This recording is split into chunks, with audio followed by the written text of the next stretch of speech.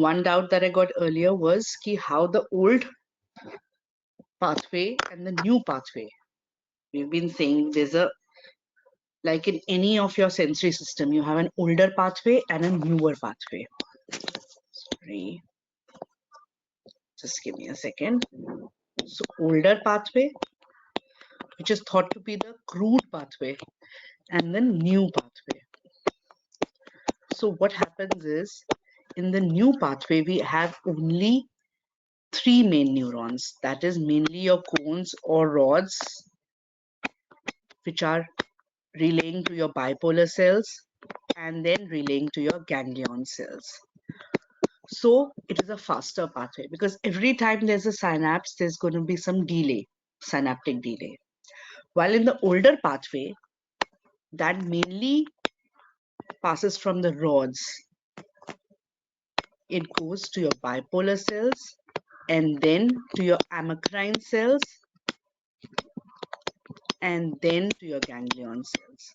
So it is a slower pathway. That is the main reason for the slow and the faster pathway. And usually, you must have seen it in the pain also. So every time when there is a newer pathway, it is usually faster. Okay, it's just a modification of the older pathway. An older pathway is thought to be jab hum cruder animals, wild development, and the evolution was taking place. Now everybody has both these pathways also, and it is just that rods have for your black and white vision and cones for your color vision. Now another doubt regarding this color only. Somebody is asking ki if cones stimulate only X ganglion cells, which are parvocellular. Just hang on for a second. Just I'm going to mute.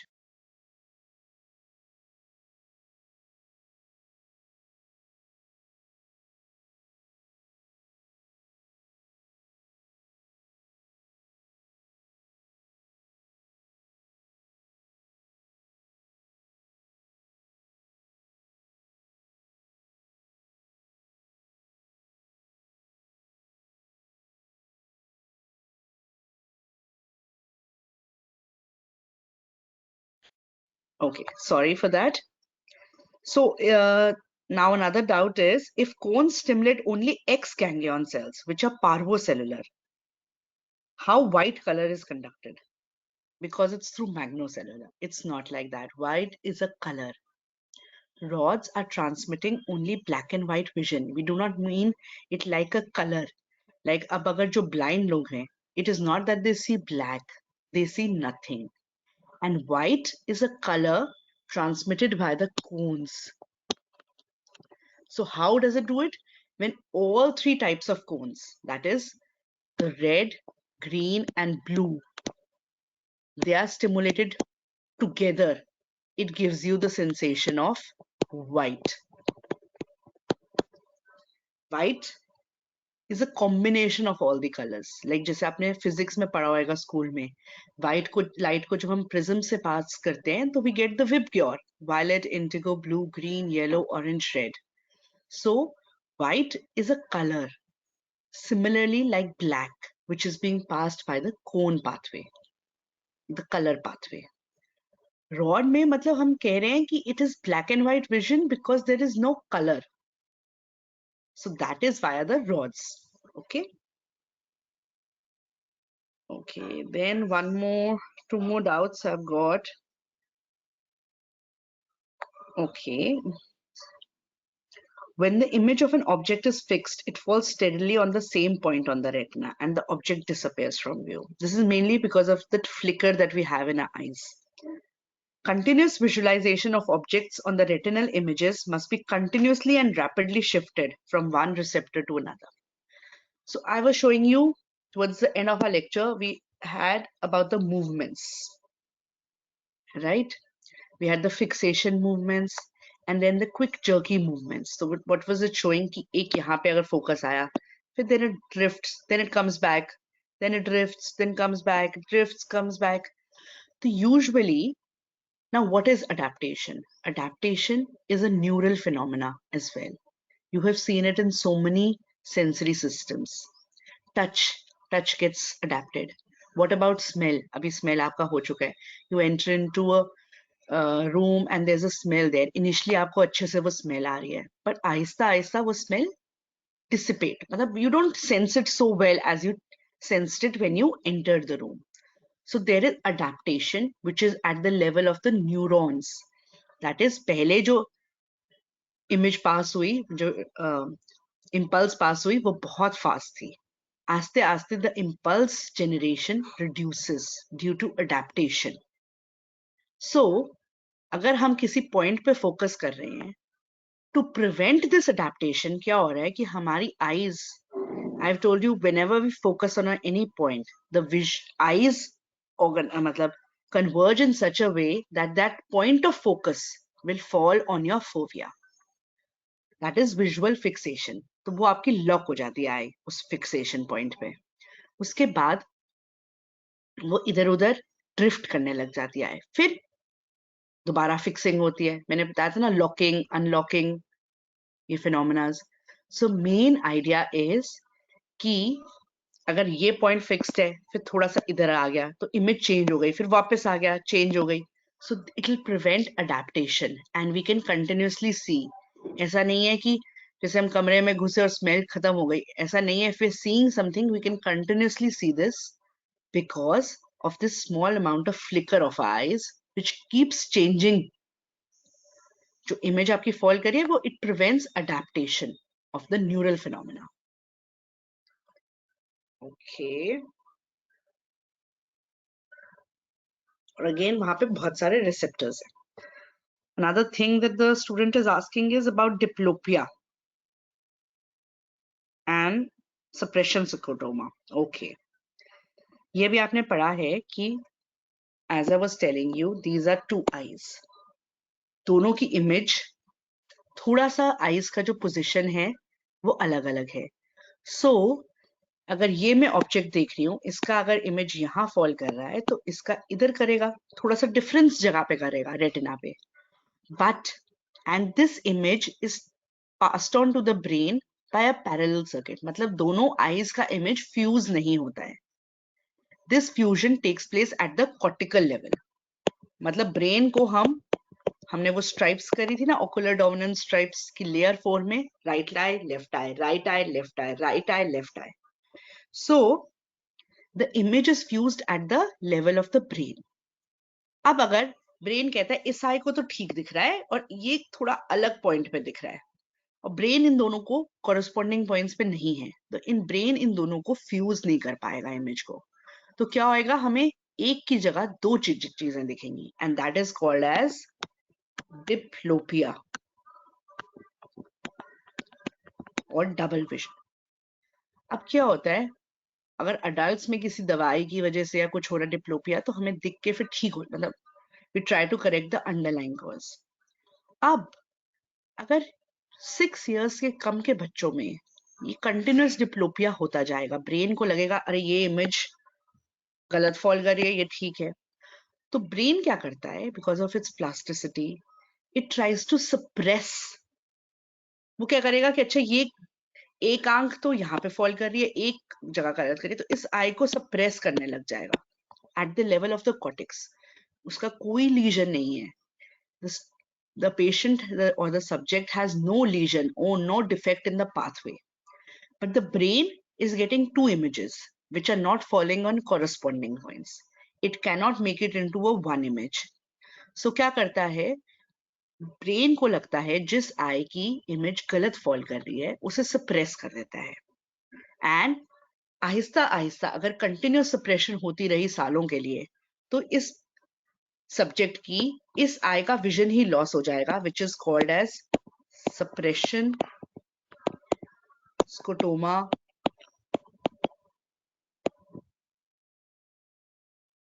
जैसी.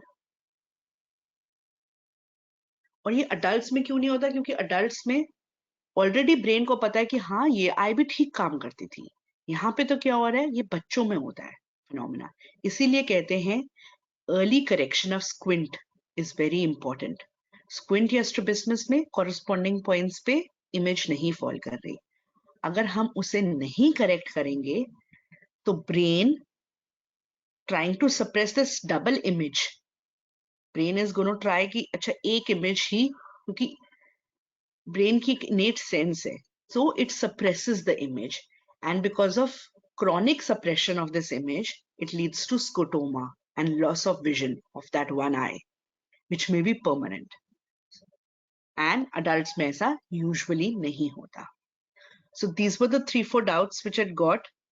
I hope I've been able to clear them. Otherwise, I'll directly also answer to these students and we can clear them again.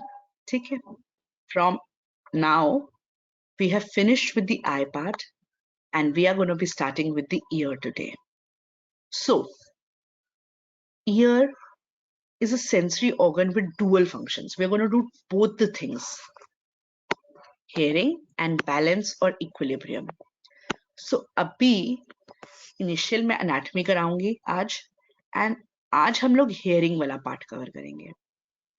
Next lecture में we may have to do hearing a little bit more because के हमारे जो applied aspect रह जाएगा, and then I will start with the balance. So थोड़ा सा finer details of the anatomy of your semicircular canals and utricle and saccule I'll cover in the next. Today I'll cover mainly the basic anatomy and hearing wala part more in detail. Okay? And both can be asked from you, hearing as well as balance. So ear is a dual sensory organ, has a role in auditory system, sound ka detection, and maintaining your body balance or equilibrium. That is why the vestibular system, the vestibular apparatus, plus the vestibular nuclei are together known as the vestibular system. Now the ear is divided into 3 parts: external ear, middle ear, and inner ear. Now, can any one student just tell me that are you doing the or have you done the ear in the anatomy as yet? Anyone can unmute and let me know. So,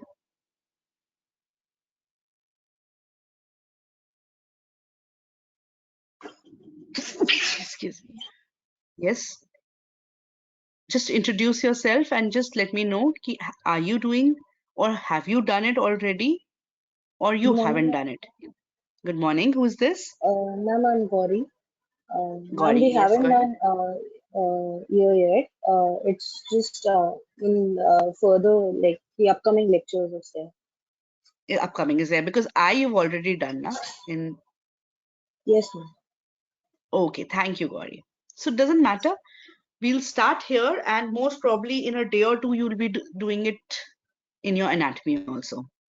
So I will be covering a little bit about the anatomy, but obviously anatomy वाले उसे detail में बताएंगे. मैं ज़्यादा उसका physiological correlation ज़्यादा बताऊंगी. ठीक है?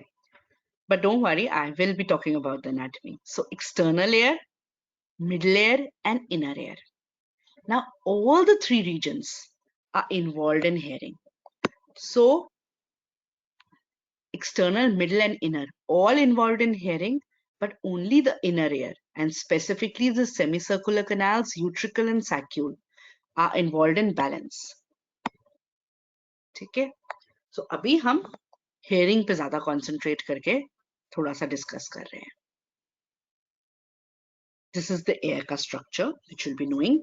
So from the pinna to your tympanic membrane, this is your tympanic membrane here, is your external ear.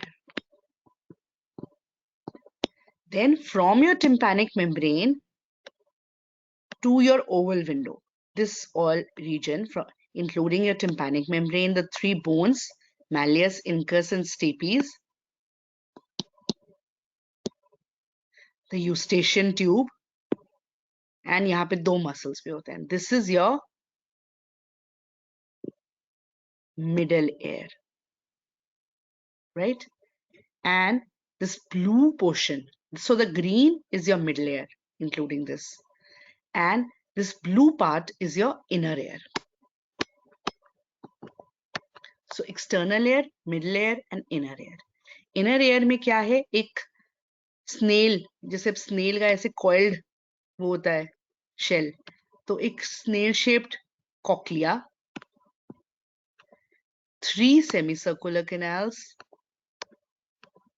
which are oriented in different planes, and एक vestibule है जहां पे हमारा saccule and utricle है.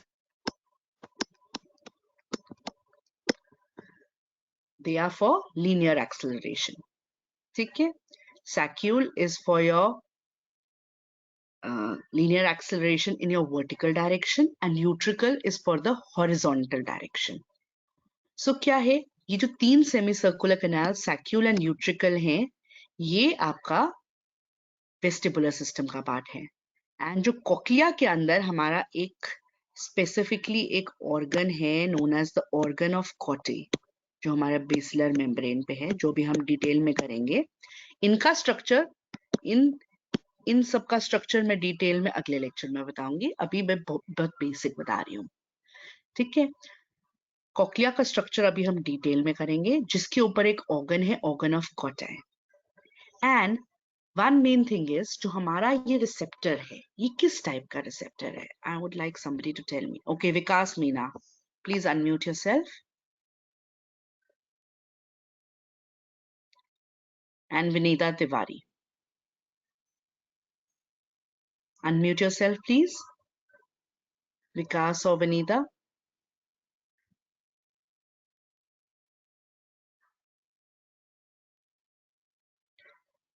Okay, what about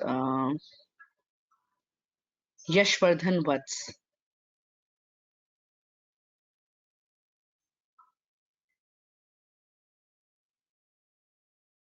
Okay, let me ask somebody who I know will answer. So, Tejas, can you unmute yourself? We have 3, so anyone? Okay, Good Tejas. morning, ma'am. Good morning. And which kind of receptors are these? जैसे हमने करा कि हमारा जो test और smell है वो chemo receptors है. लाइट आई में फोटो रिसेप्टर है, तो एयर में किस टाइप का रिसेप्टर है? Mechanoreceptor. Yes, very good. So and what is this, मतलब हमारा यहाँ का रिसेप्टर है क्या? For Sensory hair cells.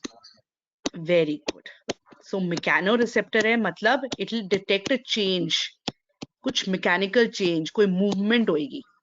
और यहाँ पे क्या है? हेयर सेल्स हैं. Thank you so much.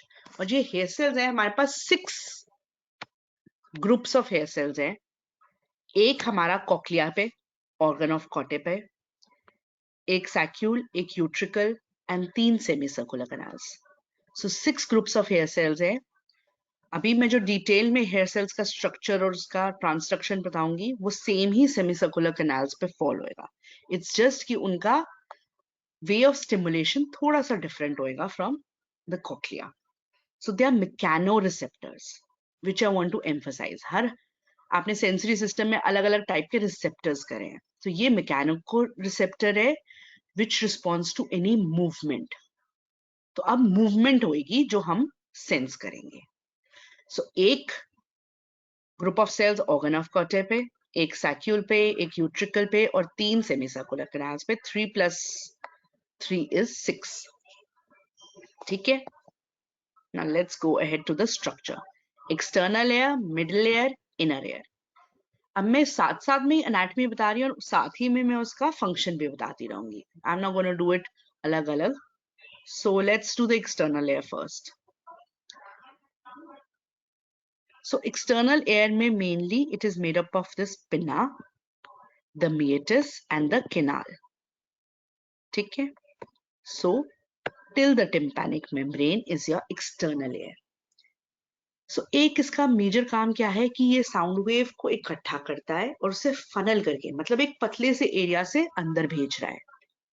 So functions to funnel the sound from the environment. The pinna has a very important role in sound localisation. अब ये टर्म मैं बारी बारी बाद में बोलूंगी भी. साउंड लोकलाइजेशन मतलब,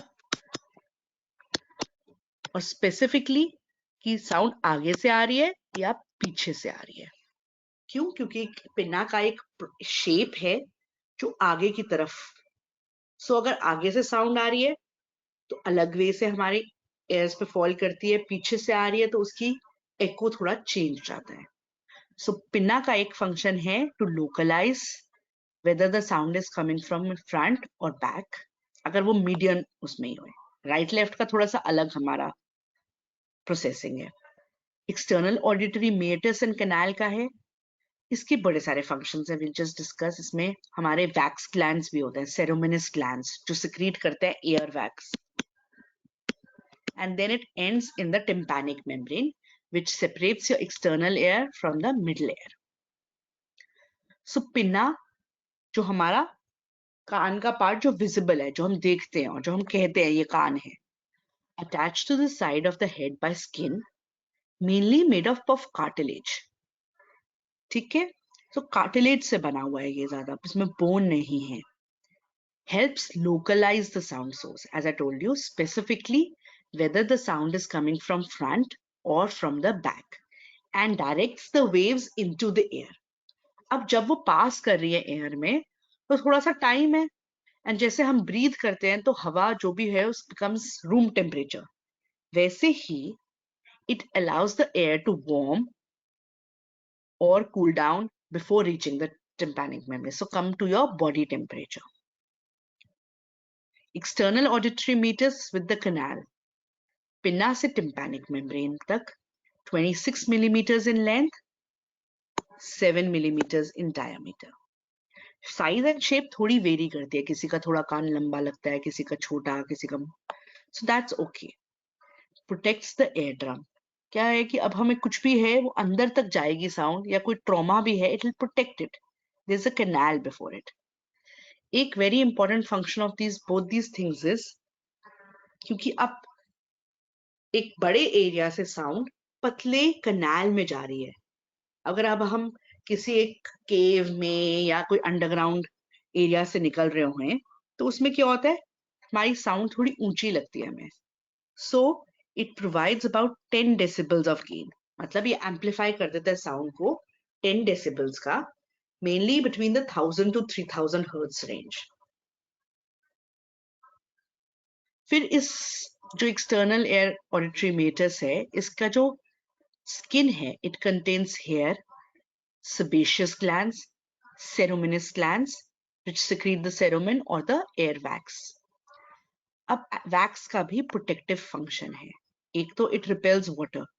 It does not allow the water to go and stick in our ears. Dust को trap करता है, microorganisms को, other debris, sand particles. Keeps your canal moist. जो इसका odor होता है, if you've ever smelled your air wax, तो उसका जो एक अजीब सा ओडर है, it discourages insects from entering your air.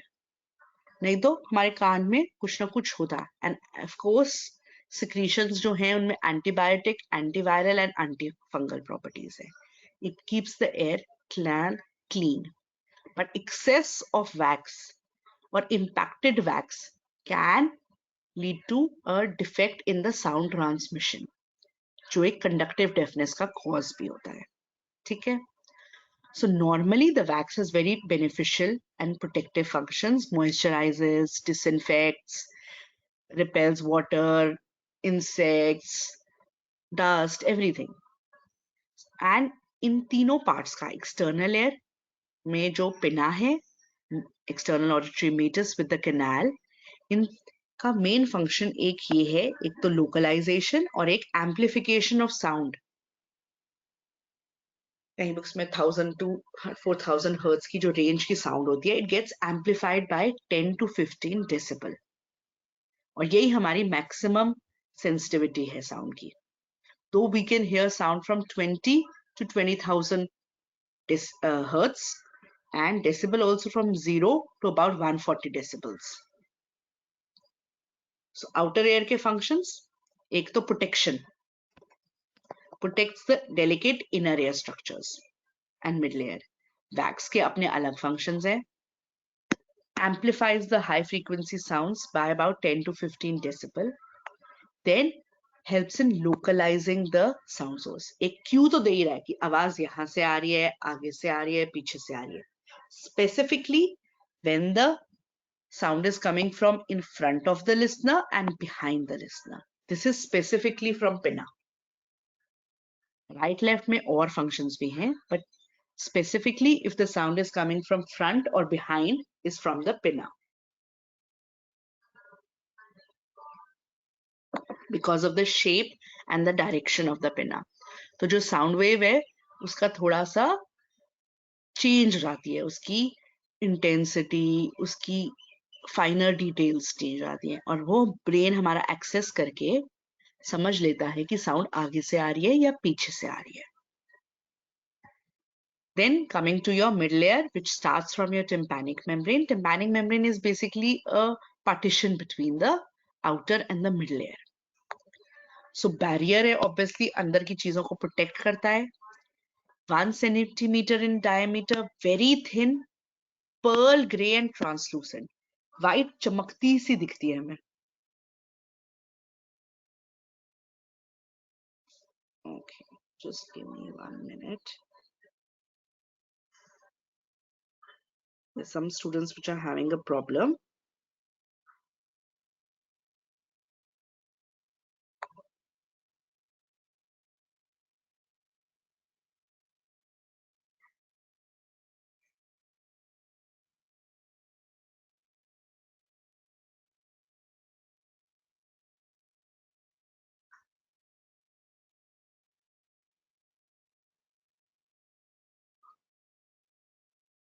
I'm just gonna send the link to a few students. Just give me a minute.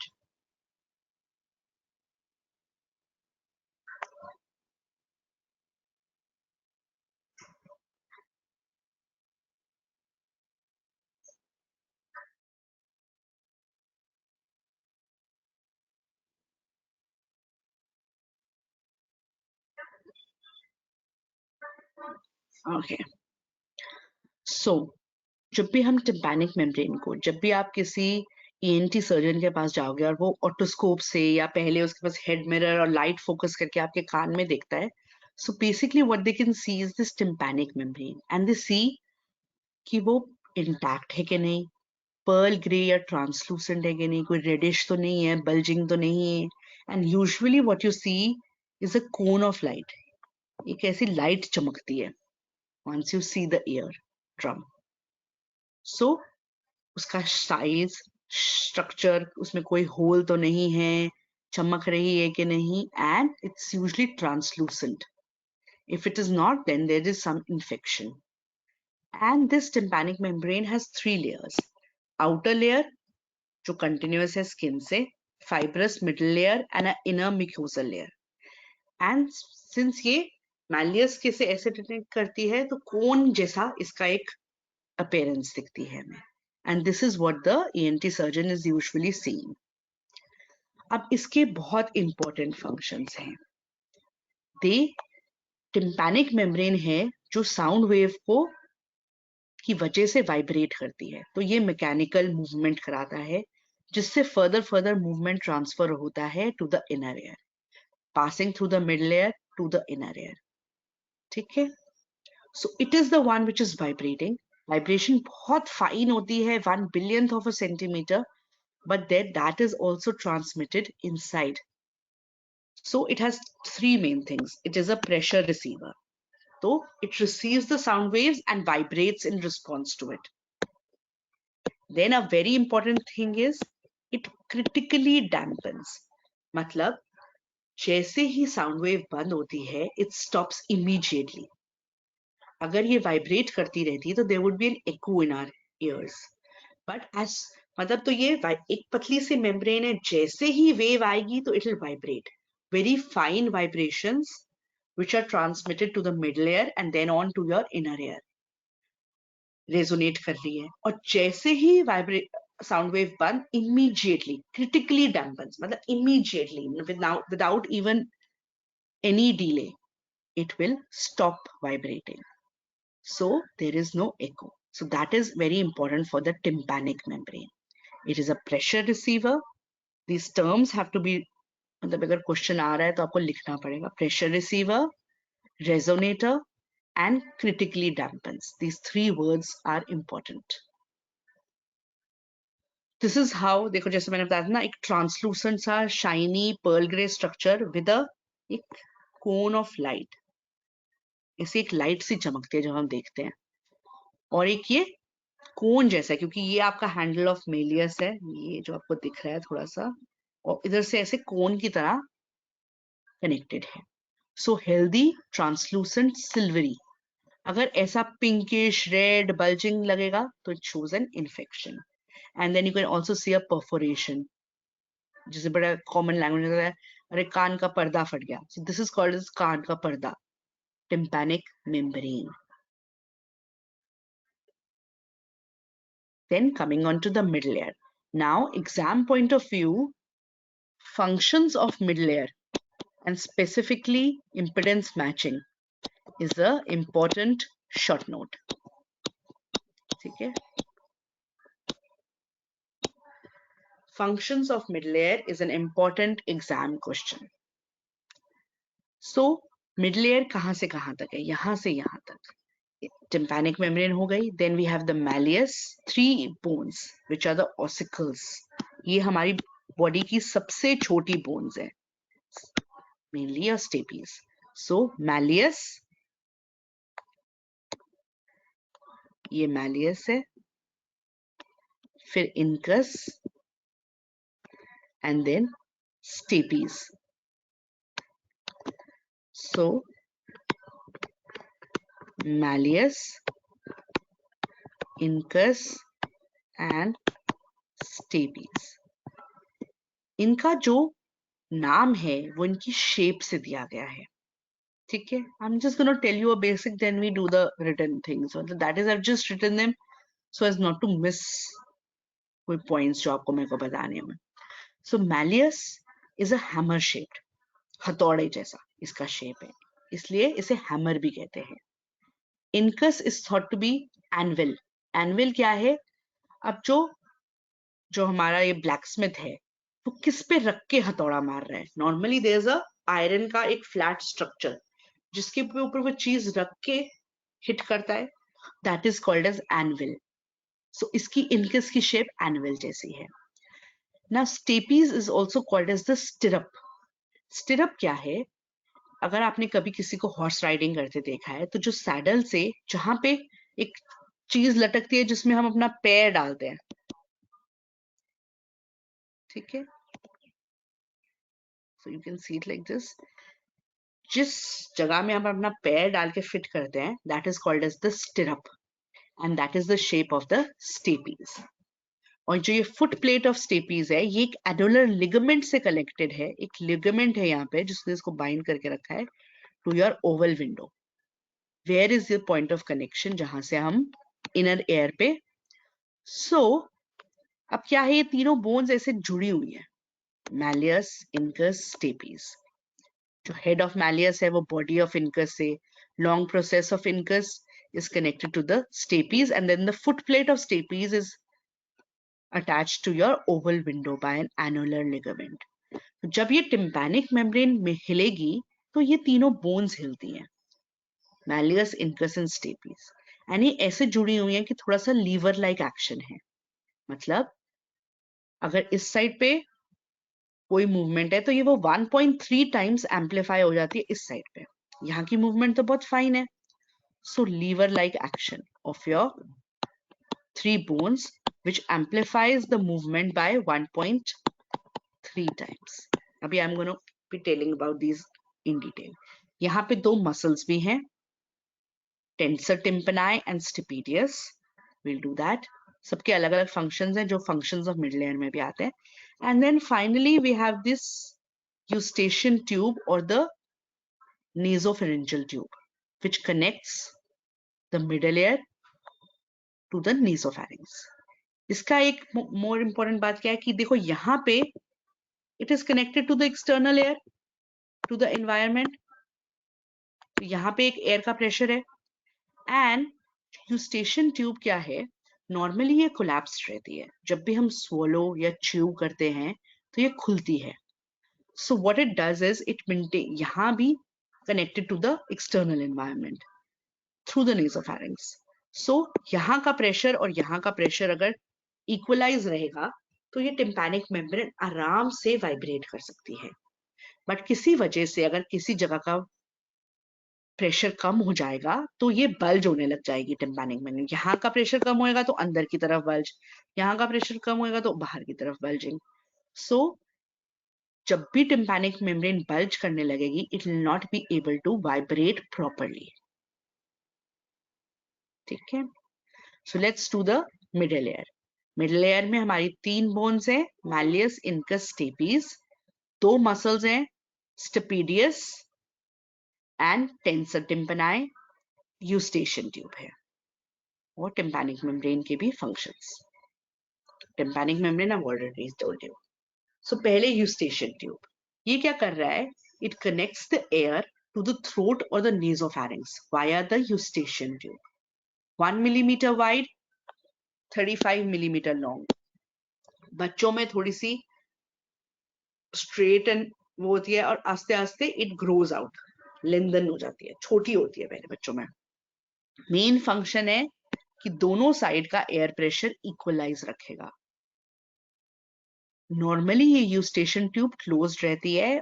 It opens only when you swallow और chew. ठीक है. And it equalizes the air pressure on both sides. Now let me just give you a applied here. Let's correlate this point कि swallowing और chewing से कैसे. Now whenever have you ever traveled in an aeroplane? तो जब भी ascent या descent हो रहा होता है तो कई बार हमारा क्या हो रहा है, बाहर का एयर प्रेशर चेंज हो गया है और कान के अंदर का एयर प्रेशर अभी डिफरेंट है, तो बल्जिंग होने लग जाती है. And your ears start hurting and you know you're feeling stuffy and you're feeling a little uncomfortable. So commonly कोई कहता है अच्छा why don't you have a toffee or a bubble gum. क्यों? Because then you're chewing or you have a sip of water. So when you swallow, this eustachian tube opens and it equalizes the air pressure on both sides and then you feel better. So that is why ये chewing gum और ये सब ascent और descent पे in the aeroplane कहा जाता है. अब ये एयर और थ्रोट का कनेक्शन है तो it makes the ear susceptible to any infection. बच्चों में इन्फेक्शन ज्यादा होती हैं क्योंकि the direction and the size of this tube and eventually it lengthens. एक और अप्लाइड इसका, अगर कभी कॉमन कोल्ड तो क्या होएगा, तो ये यूस्टेशियन ट्यूब थोड़ी ब्लॉक हो गई, स्वॉलोइंग से अब खुल नहीं रही और अब आपका प्रेशर दोनों तरफ बैलेंस नहीं हो रहा और कान के अंदर का प्रेशर अब कम हो गया, बाहर का ज्यादा है. ठीक है. So invert bulge of your tympanic membrane. Pain होने लग जाता है कभी बारी कानों में, जब भी आपको कोल्ड होता है बहुत सिवियर तो आपके कान दुखते हैं, your hearing decreases. So that is because अब आपकी टिम्पैनिक मेम्ब्रेन नॉर्मली वाइब्रेट नहीं कर पा रही and it is having a little bit of bulging. And normally when your cold disappears और when your cold clears up, हम कहते हैं स्टीम दो. ये why? Because we want to keep this nasopharyngeal tube open. So ये block हो जाती है. ठीक है. सो यूस्टेशियन ट्यूब का मेन फंक्शन, जो कि मिडिल एयर के फंक्शंस में आएगा अगर मिडिल एयर का फंक्शन है question, so you will mention the Eustachian tube और उसका फंक्शन क्या है, to equalize the pressure on both sides of the tympanic membrane to ensure the की टिम्पैनिक मेम्ब्रेन नॉर्मली अच्छे से वाइब्रेट करे. फिर और क्या फंक्शन है कि हमारे पास 3 ऑसिकल्स हैं. Smallest bones of the body, malleus, incus and stapes. ठीक है. जो क्या करते हैं, जो साउंड की वेव आ रही है उसे कन्वर्ट करते हैं इनटू मूवमेंट, क्योंकि एयर ड्रम मूव कर रहा है या टिम्पैनिक मेम्ब्रेन पे जुड़ा हुआ है आपका मैलियस इनकस से, इनकस स्टेपीज से. तो तीनों हिलते हैं in a lever like fashion and movement कराते हैं ओवल विंडो पे. स्टेपीज ऐसे टक टक टक टक, वो एक एनुलर लिगामेंट से जुड़ा हुआ है. सो मैलियस, इनकस, स्टेपीज तीनों मूव करेंगे और फिर ऐसे ऐसे करके स्टेपीज ऐसे ऐसे करेगा and then that causes movement of the fluid inside the inner air. So smallest bones based on their shapes. Malleus को hammer भी कहते हैं क्योंकि वो हथौड़े जैसा shape है उसका, hammer जैसा shape है. Incus को anvil भी कहते हैं. As I told you, it is the iron structure on which the blacksmith is going to keep the object before hitting it with the hammer. So anvil. And stapes को stirrup भी कहते हैं. Stapes is the smallest out of the three again. Stirrup is जहां पे आपका पैर डालते हैं when you're riding a horse, तो saddle के साथ attached है stirrup. Now the base of the stirrup or the foot plate इसे कहते हैं is attached to your oval window by an annular ligament.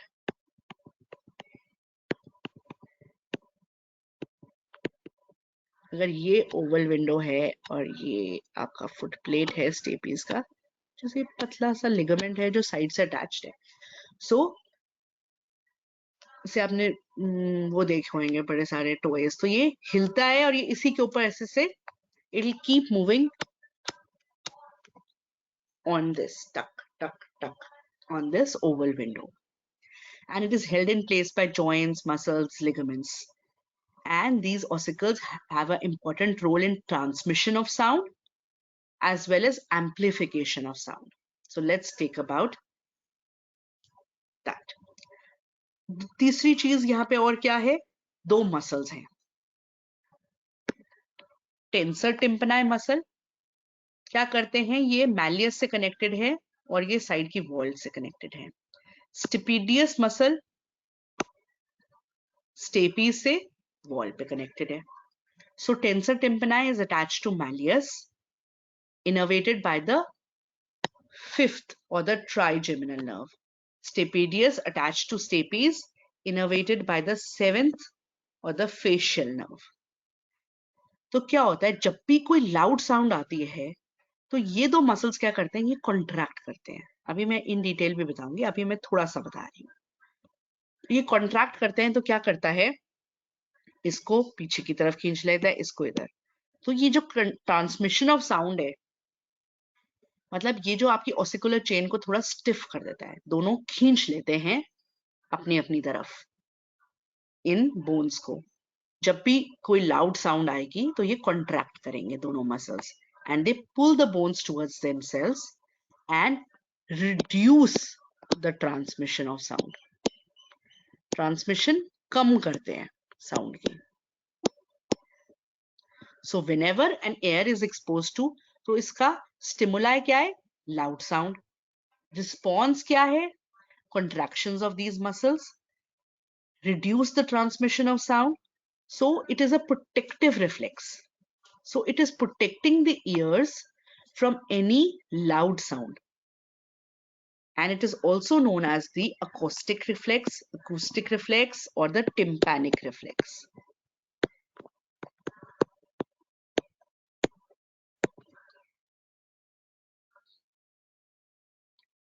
So agar ab hum aapke functions of middle ear, which is a common question comes, so you will talk about the eustachian tube, the functions of the eustachian tube as in the equalizing of air pressure on both sides.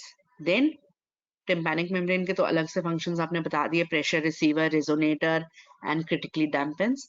Then very important is your impedance matching and your tympanic reflex. थोड़ा सा मैं इसको और detail में लेके चलती हूँ. So what is impedance matching? अब क्या हो रहा है, जो external air और middle air में है air, external air, middle air, दोनों में air है, और inner air में क्या है, fluid, perilymph and endolymph. ठीक है. So अब हमें क्या करना है, एयर में साउंड वेव की एक अपनी स्पीड है, अब हमें उसे फ्लूइड में ट्रांसफर करना है. नॉर्मली फ्लूइड का इनर्शिया होता है. इनर्शिया इज व्हाट, कि अगर वो रुका हुआ है तो वो रुका ही रहेगा और अगर वो चल रहा है तो वो चलता ही रहेगा. फिजिक्स का, न्यूटन का लॉ. ठीक है. Object which is stationary will try to remain stationary and an object which is moving will try to remain moving unless acted upon by a unopposed force. ठीक है, सो हमारे फ्लूइड के अंदर inertia है, air में आराम से हमारा साउंड वेव मूव कर रहा है, उसे मतलब यहाँ पे रेजिस्टेंस मिल रहा है अंदर घुसने में, so it is not transmitted so easily. To transmit it into the fluid and not lose, मतलब हमें बहुत ऊंचा बोलना पड़ेगा नहीं तो अगर इनर एयर में करने के लिए, टू नॉट टू लूज, हमारा क्या करते हैं, जो ये मिडिल एयर क्या फंक्शन करता है, it increases the pressure of the sound wave so that जो ये फ्लूइड का इनर्शिया है ये ओवरकम करके अंदर की मूवमेंट करा पाए। So the function of the middle ear is to increase the pressure of the sound wave to overcome the inertia of the fluid of the inner air, and this process is called as impedance matching. Now impedance matching is in itself a short note, or it may come under the broad heading of functions of middle air. ठीक है, अलग से भी आ सकता है और अकेला भी मतलब साथ में भी आ सकता है। अगर फंक्शंस ऑफ मिडिल एयर तो सारे फंक्शंस मेंशन करने हैं, सिर्फ इंपेडेंस मैचिंग लिखोगे तो कम पॉइंट्स मिलेंगे। You have to mention the eustachian tube, tympanic membrane and the tympanic reflex along with impedance matching. और सिर्फ impedance matching पूछेंगे तो अलग से। So to the process by which the middle air increases the pressure of the sound wave to overcome the resistance or the inertia of the fluid of the inner air is called impedance matching, and this is done by two major ways. एक तो मैंने बोला था कि ये जो malleus, incus और steppes है, ये एक तीनों एक दूसरे से जुड़ी हुई हैं और एक लीवर की तरह जुड़ी हुई हैं।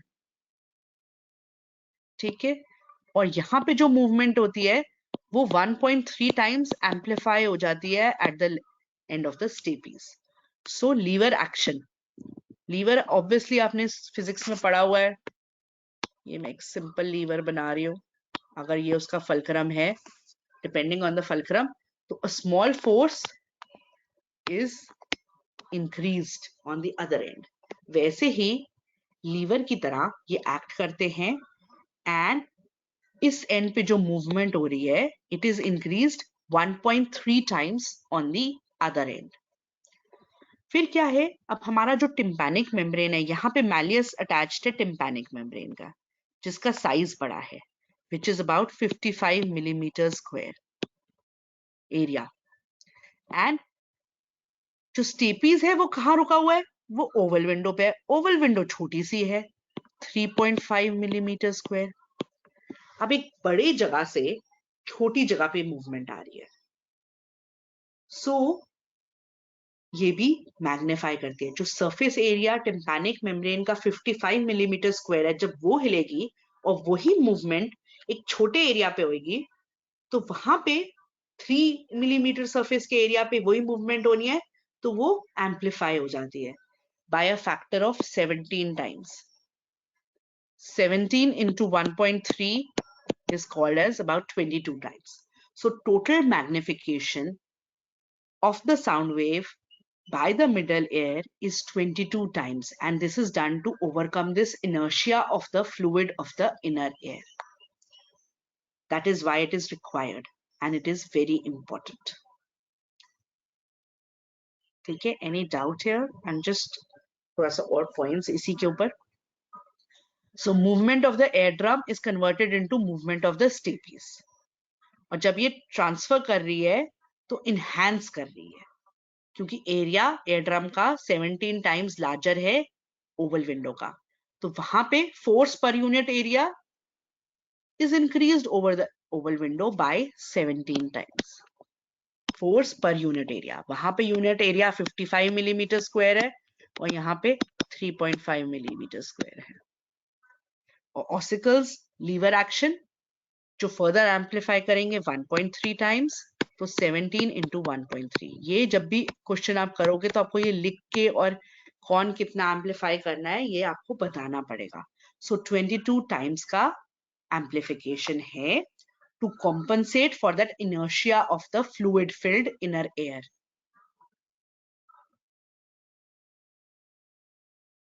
This is just showing कि ये जो इसका diameter है और इसका diameter है, ये 3.5 है, ये 55 है. So इस वजह से, diameter की वजह से बड़े एरिया पे force, as I told you, force per unit area is the pressure. यहाँ का pressure is 17 times higher यहाँ पे, and lever-like action of the steel, all the three bones together will cause 1.3 times. 1.3 times into 17, कई books में 21 point something लिखा हुआ है, तो 21 times, कई books में 22 times लिखा हुआ है.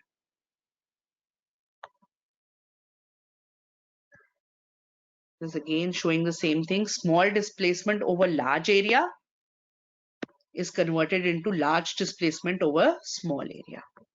So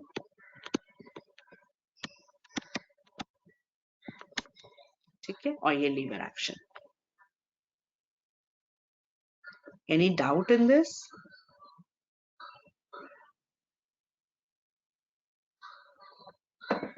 Then coming to your tympanic reflex again, also known as attenuation or acoustic. ये सारे नामों से पूछ सकते हैं इसको. Attenuation, tympanic, acoustic reflex. It is a protective reflex.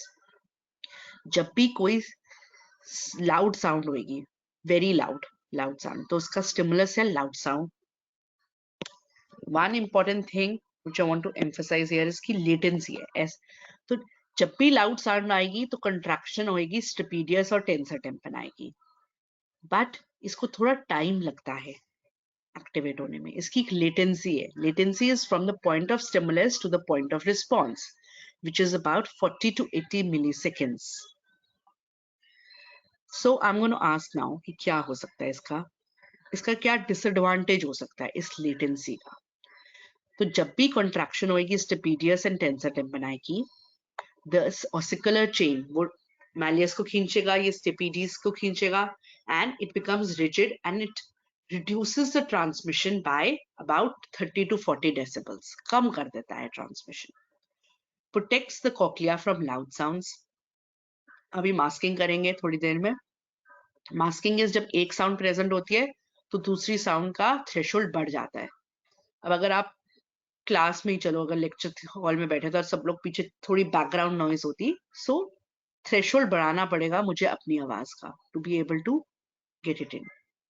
So reduces your sound of your internal sounds like chewing, speech. नहीं तो मेरे खुद के कानों में ये गूंजती.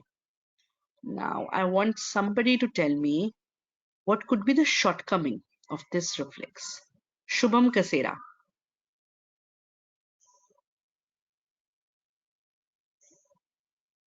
What about Shreya Chaudhary? Audio ही off है आपका तो बेटा. I'm going to note that down. Shwangi Jaiswal. Please unmute yourself. Sandeep Kumar का भी audio off है. How are you people even listening to the lecture? अगर आप सिर्फ attendance के लिए हो, then it's not even, because these concepts eventually you will realize here and all books में बहुत थोड़ा सा confusing दिया हुआ है once you read it. So I hope you understand it. Let's hope for the best. Ritvik Banerjee, unmute yourself. Can you hear me? Yes, Ma'am? Ritvik, I can hear you. हाँ, so मैंने ये So- acoustic reflex बताया. ऋत्विक, इसका disadvantage क्या हो सकता है या shortcoming?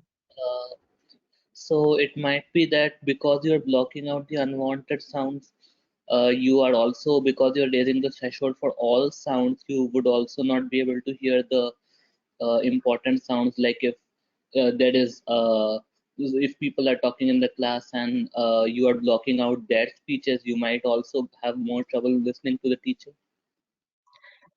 ओके, बट वो ना मास्किंग में ज्यादा है. इसमें ना एक चीज है कि इसका stimulus is loud sound only. मतलब the sound has to be more than about 70-80 decibels to initiate this response, and normal conversation like whisper is 30 decibel and normal conversation is 60, तो उसके ऊपर का इसका threshold है to initiate this response. But अगर इसमें आप एक चीज पे ऋत्विक emphasize कर रही हूँ मैं, इसकी latency पे. Latency से आपको क्या पता चलता है और इसकी वजह से कोई disadvantage हो सकता है? So if someone is standing close to a loud horn or maybe an airplane taking off, and because of its latency, it would not respond fast enough to protect them from the very loud sound. Yes. Have you heard of कि किसी ने कोई gunshot के पास या bomb blast के पास and they've lost their hearing because of that? Yes, ma'am. So why? Because it is a sudden loud sound. This reflex will help you अगर आप जैसे किसी concert में गए हो और वहां पे बहुत ऊंचा म्यूजिक चल रहा है, वो तो कंटिन्यूअस चल रहा है ऊंचा, chronic exposure है, वहां पे it will protect you. But what about a sudden loud sound like a gunshot or a bomb explosion or a firecracker immediately? There it would not protect us. Then it will not protect us because it has a latency. So that is the shortcoming of this reflex. It does not protect against sudden sounds. Loud sound से तो protect कर रहा है, but sudden loud से नहीं कर रहा. So we have had cases of damage to the hearing due to bombs, firecrackers. Diwali के आसपास ऐसे बहुत cases आते हैं. बिल्कुल वो बच्चे ने बिल्कुल पास में and their hearing is little lost for some time. Okay, so not for masking per se, but for this sudden loud sounds. Thank you, Ritwik. You may Yes, mute ma'am. yourself Ma'am? now. Ma'am? Yes, who is this? Please introduce yourself. Ma'am, I'm Gauri. Ma'am, I'm Gauri. Ma'am, I have a doubt. Okay. Ma'am, will this damage be caused due to damage to the bones, these ossicles? See, it varies because the sudden hearing loss का क्या होता है कि maybe these muscles, they contract very sharply, so these bones get rigid, or it may damage your, मतलब कई बारी बहुत loud sound से जो आपका जो tympanic membrane होता है उसमें perforation भी हो जाती है.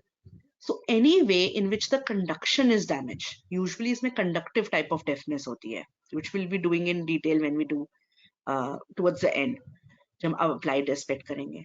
So there can be number of causes for this sudden loud sound, and it may just be Yes, a severe contraction of these muscles. ठीक है? So yes, damage हो ma'am. जाता है, and that is Okay. it. Okay. So shortcoming of this reflex is only this. तो ये भी आपके function of middle ear में आएगा, acoustic or attenuation or the tympanic reflex. Whenever there is a loud sound, stimulus is loud sound, response is contraction of stapedius and tensor tympani. Tensor tympani, 5th cranial nerve, stapedius, 7th cranial nerve.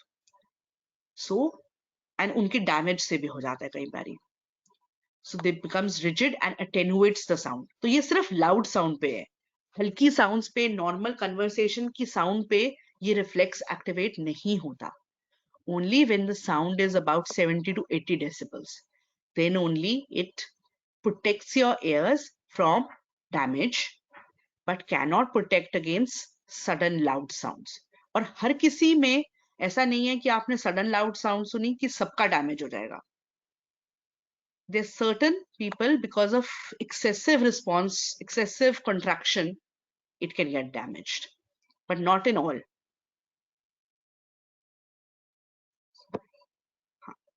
Now coming to the inner ear. So middle ear के functions, important question. Now inner ear is in your temporal bone, and इसमें दो parts हैं, bony labyrinth and membranous labyrinth. एक के अंदर एक, like जो वो nesting dolls नहीं होती, एक के अंदर एक, वैसे ही जो हमारा inner ear है, maze of fluid filled tubes, one inside the other. तो bony labyrinth में bony tubes हैं which are filled with a fluid called as perilymph. इनका अभी हम composition करेंगे. Within the bony labyrinth, तो bony labyrinth तो temporal bone के अंदर कोई tunnels बने हुए हैं जिसके अंदर fluid है perilymph. और similar shape and similar structure within the bony labyrinth is a membranous labyrinth, which is filled with fluid called as endolymph. और इस membranous labyrinth में हमारे actual hearing cells हैं, the hair cells of the organ of Corte, and also hair cells जब हम crista ampullaris पे करेंगे, semicircular canals के या macula पे करेंगे, और utricle and saccule. तो membranous labyrinth के अंदर हैं ये आपके hair cells. और membranous labyrinth में चीजें क्या क्या हैं? Vestibule, which is made up of the utricle and saccule. इन दोनों को इकट्ठे में otolith organs भी कहते हैं. ठीक है, ये gravity और linear acceleration in the vertical and the horizontal direction में इनका रोल है.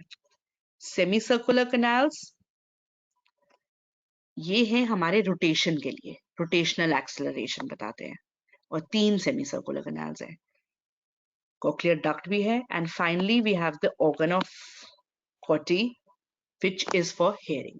So आज अब मैं inner ear में utricle, saccule and semicircular canals वाला जो पार्ट है उसे बस थोड़ा सा टच अपॉन कर रही हूँ डिटेल में. सिमिलर है, हेयर सेल्स भी सेम है, just we'll quick revise them when we do the vestibular. So 3 major sections हैं इस membranous, मतलब बोनी, जो बोन के अंदर जो टनल्स बने हुए हैं filled with perilymph, और similar shaped membranous tubes which is filled with endolymph. So इसमें एक ये snail type structure है, इसे कहते हैं cochlea. ये hearing में है. उसके पीछे 3 semicircular canals हैं, superior, anterior, lateral, and ये तीनों अलग अलग planes में at 90 degrees to each other. 90 90 90 ऐसे करके oriented है, एक ऐसे ऐसे ऐसे. ठीक है, तो उस डायरेक्शन का मूवमेंट. एंड ऑफ कोर्स जो ऑपोजिट एयर में जो सेमीसर्कुलर कैनाल्स हैं वो मिरर इमेज है. अगर मैं कहूं कि ये ऐसे है, सॉरी, और यहाँ पे ऐसे ऐसे ऐसे है, तो इस कान में क्या होएगा, और so it's a mirror image on the opposite side, left ear, right ear. ठीक है, so usually they work in pairs, कि एक की मूवमेंट दूसरे में क्या हो रहा है, अगर ऐसे घूमा तो कौन सा हिल रहा है, and they have a role to play in balance vestibular system. Then ये जो बीच में एक पार्ट है,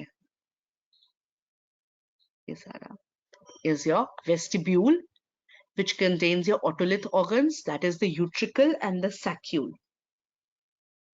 ठीक है, and one important thing, तो अब ये वाला पार्ट हम डिटेल में करेंगे. जैसे ये सेमीसर्कुलर कैनाल्स का भी शुरू का पार्ट थोड़ा डायलेटेड है, this is known as ampulla, और इसके अंदर एक रिज है which is known as the crista ampullaris, जहां पे आपके हेयर सेल्स हैं. वैसे ही यूट्रिकल एंड सैक्यूल में रिजेस हैं जिन्हें कहते हैं मैकुला, और उसके ऊपर आपके हेयर सेल्स हैं. अब यहाँ पे हमारा ऑर्गन ऑफ कोटाई है which is on your basilar membrane, जिसके ऊपर आपका हेयर सेल्स है. And normally there is no communication between the spaces जिसमें एंडोलिम्फ है एंड पेरिलिम्फ है. मिक्सिंग नहीं होती इन स्पेसेस की. अगर मिक्सिंग हो रही है then there is a defect and there is a disease, usually Meniere's disease में. So 3 semicircular canals हैं, posterior, superior, lateral at 90 degree angles to one another. ये डिटेक्ट करते हैं rotational movement. ठीक है, utricle and saccule are involved with linear, utricle in the horizontal direction and saccule in the vertical direction. Linear acceleration in the vertical as well as the horizontal direction, and also has a role to play in detecting gravity and as well as orientation of the head in space and your vestibulospinal tracts. इसी के through आपका posture movement वो सब maintained है. So cochlea, coil tube, अभी हम इसके बारे में और डिस्कस नहीं करेंगे, नेक्स्ट लेक्चर में करेंगे. अभी हम cochlea के बारे में डिस्कस कर रहे हैं. Coil tube 35 millimeters long, shell है जैसे स्नेल का, 2 3/4 turns throughout its length. 2 membranes हैं, ऊपर रीजनर्स अगर खोलें इसे, और नीचे बेजलर्स, जो इसे डिवाइड कर रहा है इनटू 3 चेम्बर्स। सो अगर मैं ये ऐसे कह रही हूं कि ये रीजनर्स मेम्ब्रेन है, ये बेसलर मेम्ब्रेन है, रीजनर के ऊपर Scala vestibuli filled with perilymph. Between these two membranes is your scala mediae filled with endolymph. और इसके ऊपर पड़ा हुआ है आपका organ of Corti. Below the basilar membrane is your scala tympani, again filled with perilymph. ठीक है, तो ये अब coiled में दिखा रहा है, इसको मैं अभी open कर uncoiled में भी दिखाऊंगी, तो you'll come to know. So ऊपर above this reasoners membrane is your scala vestibuli. Between them is your scala media, and below the basilar is your scala tympani. जो ये scala vestibuli है, और ये अब अगर हम एक और बात बताती हूँ कि अगर ये ऐसे है coiled, तो इसे कहते हैं base of cochlea और इसे कहते हैं apex of cochlea. ठीक है, नाउ ये जो स्केला वेस्टिबुलाई और स्केला टिम्पनाई है, अगर मैं इसको ऐसे खोल देती, अगर ऐसे ऐसे करके डिवाइड करती, तो this scala vestibuli and tympani are connected with each other through a small opening called the helicotrema at the apex, यहाँ पे। और जो ये बेस पे, मतलब अगर यहाँ पे ये Scala vestibuli ends at the Oval window, यहाँ पे ओवल विंडो है जहां पे फुट प्लेट ऑफ स्टेपीज पड़ा हुआ है बाय एन एनुलर लिगामेंट। तो ये स्केला टिम्पनाई है, यहाँ पे जो ओपनिंग है इसे कहते हैं round window, which is covered by a thin membrane again called as the flexible secondary tympanic membrane. Normally क्या है, यहाँ पे जो प्रेशर है वो इधर से, मतलब अगर ये क्लोज चेम्बर है तो एक जगह से मैं अंदर पुश करूंगी, जैसे एक बलून अगर एक साइड से दबाते हैं तो दूसरी साइड से वो फूल जाता है, टू बैलेंस। तो यहां से अगर अंदर प्रेस होएगा तो यहां से ये tries to balance out this pressure. Scala media बीच का चेम्बर है, does not communicate with the other two and contains endolymph. Let's see in this ऊपर का डायग्राम। ये कॉक्लिया है, ये बेस है, ये एपेक्स है। अगर हम इसको अनरोल करते हैं तो ये दो मेम्ब्रेन्स ने इसको through out the cochlea divide करा है, ऊपर रीजनर्स मेम्ब्रेन, नीचे बेसिलर मेम्ब्रेन। सबसे ऊपर वेस्टिबुलाई, बीच में मीडिया, नीचे टिम्पनाई। तो अगर ये अनरोल करा तो at the apex there is a small hole called as helicotrema, जिससे वेस्टिबुलाई टिम्पनाई से कम्युनिकेट कर रहा है, और दोनों में पेरिलिम्फ है, मीडिया में एंडोलिम्फ है। इट इज वेरी इंपॉर्टेंट, जैसे अब आपने सेल में पढ़ा था ECF और ICF, और फिर वहां पे दोनों की कॉन्सेंट्रेशन ऑफ आयंस अलग थी, वैसे ही एंडोलिम्फ और पेरिलिम्फ की कॉन्सेंट्रेशन ऑफ आयंस अलग है। This is rich in potassium and यहाँ पे सोडियम ज्यादा है। सो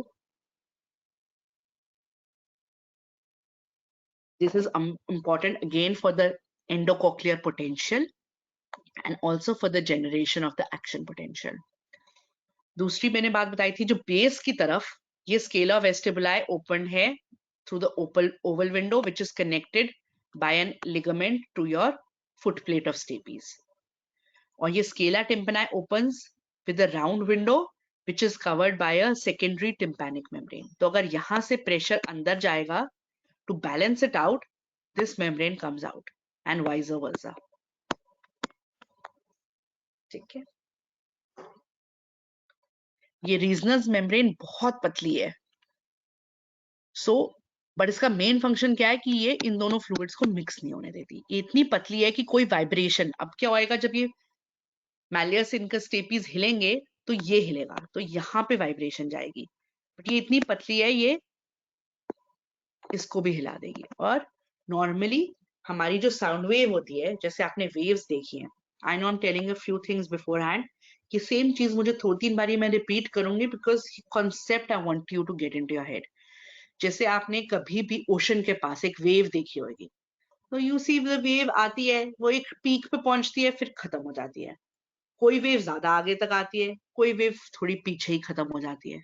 वैसे ही साउंड वेव्स के साथ होता है, कोई वेव आगे तक आएगी, कोई वेव थोड़ी दूर तक जाएगी, एंड डिपेंडिंग ऑन दैट हमें फ्रीक्वेंसी डिटेक्ट करेंगे प्लेन की।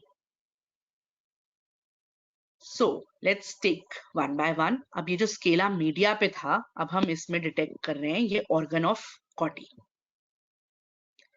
This organ of Corti is located on the basilar membrane from base to apex. पूरा, तो पूरा स्पाइरल शेप, जैसे आपके कॉक्लिया का स्पाइरल शेप है, ऑर्गन ऑफ कॉटी का भी स्पाइरल शेप है। दिस इज द पॉइंट जहां पे ट्रांसडक्शन हो रही है एनर्जी की। जो मूवमेंट आ रही है वो हेयर सेल्स की मूवमेंट कराएगी और उससे हमारा इलेक्ट्रिकल इंपल्स बनेगा। So this is the point where transduction is taking place. ये ऑर्गन ऑफ कॉटी में नॉर्मली मैं बता रही हूँ, दो रॉड्स होती हैं। These are called as the rods of Corti. बीच में एक टनल सा बन जाता है, which is called as the tunnel of Corti. As simple as that. And medial to this, lateral. Medial to this, यहाँ पे hair cells हैं, one row of inner hair cells and 3 rows of outer hair cells. ठीक है? और इन hair cells के ऊपर, अगर मैं हेयर सेल बनाऊंगी, इसके ऊपर रॉड लाइक स्ट्रक्चर्स हैं, स्टीरोसीलिया, ठीक है, जो मूव करते हैं। So this the end organ of hearing contains stereocilia and the receptor hair cells.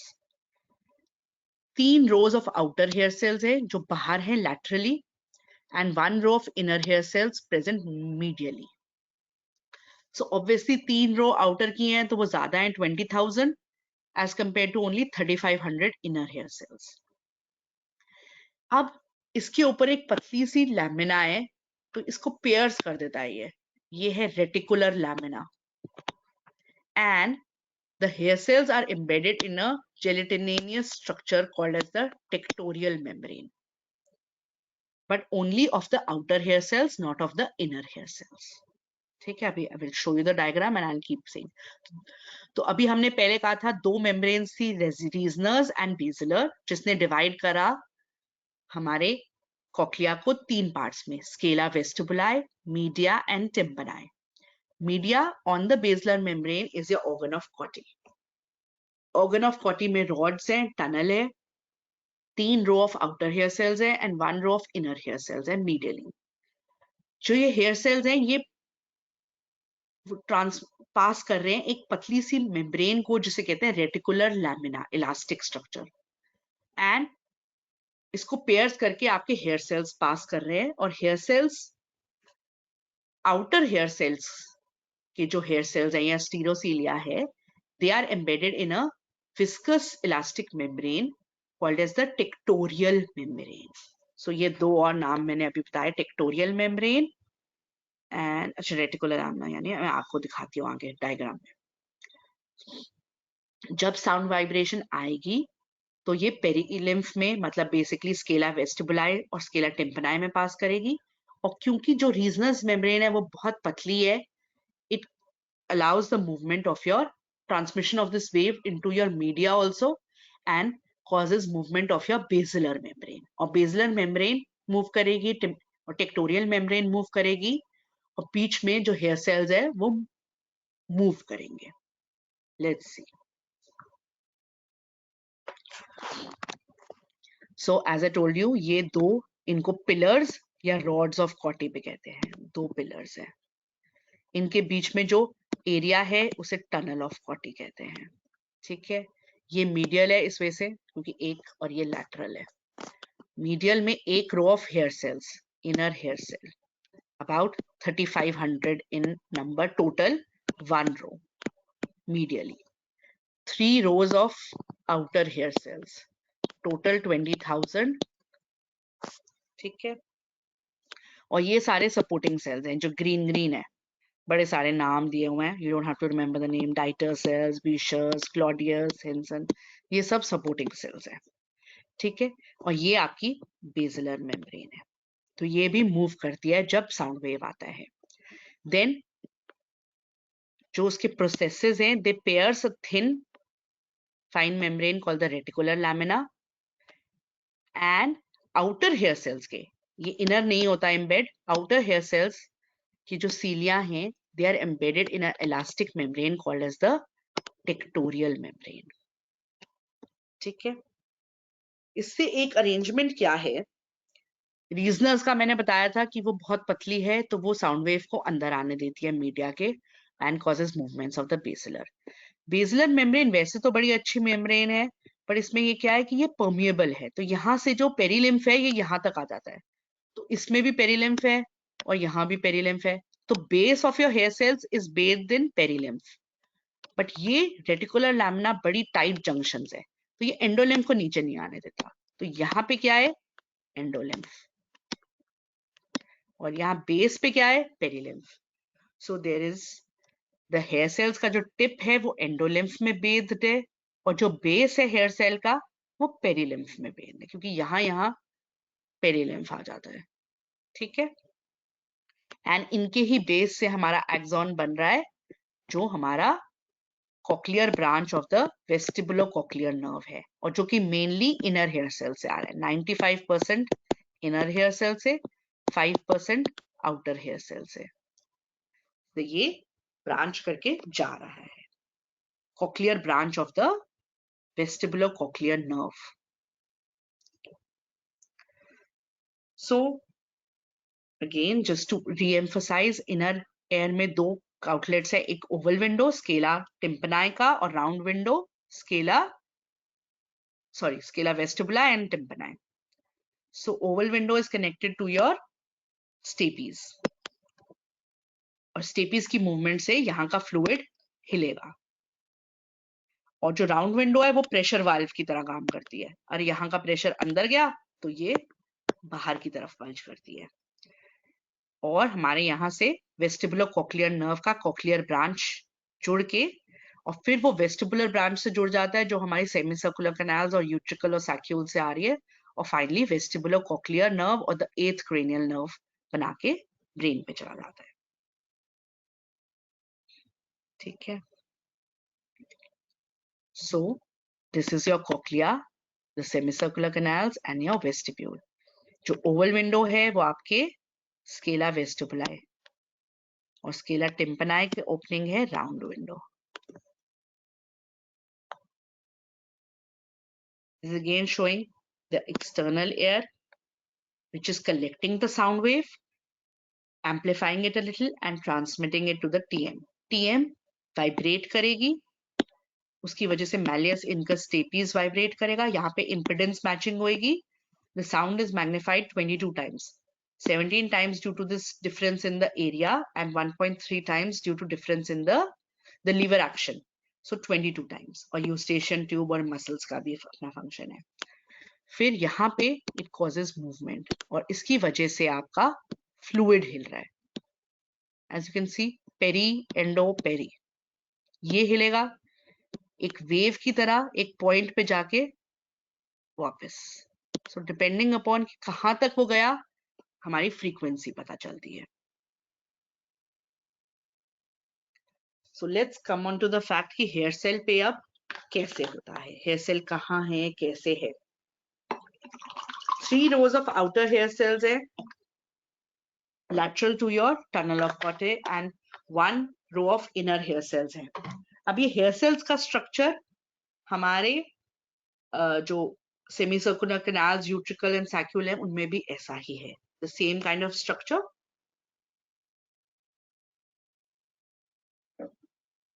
So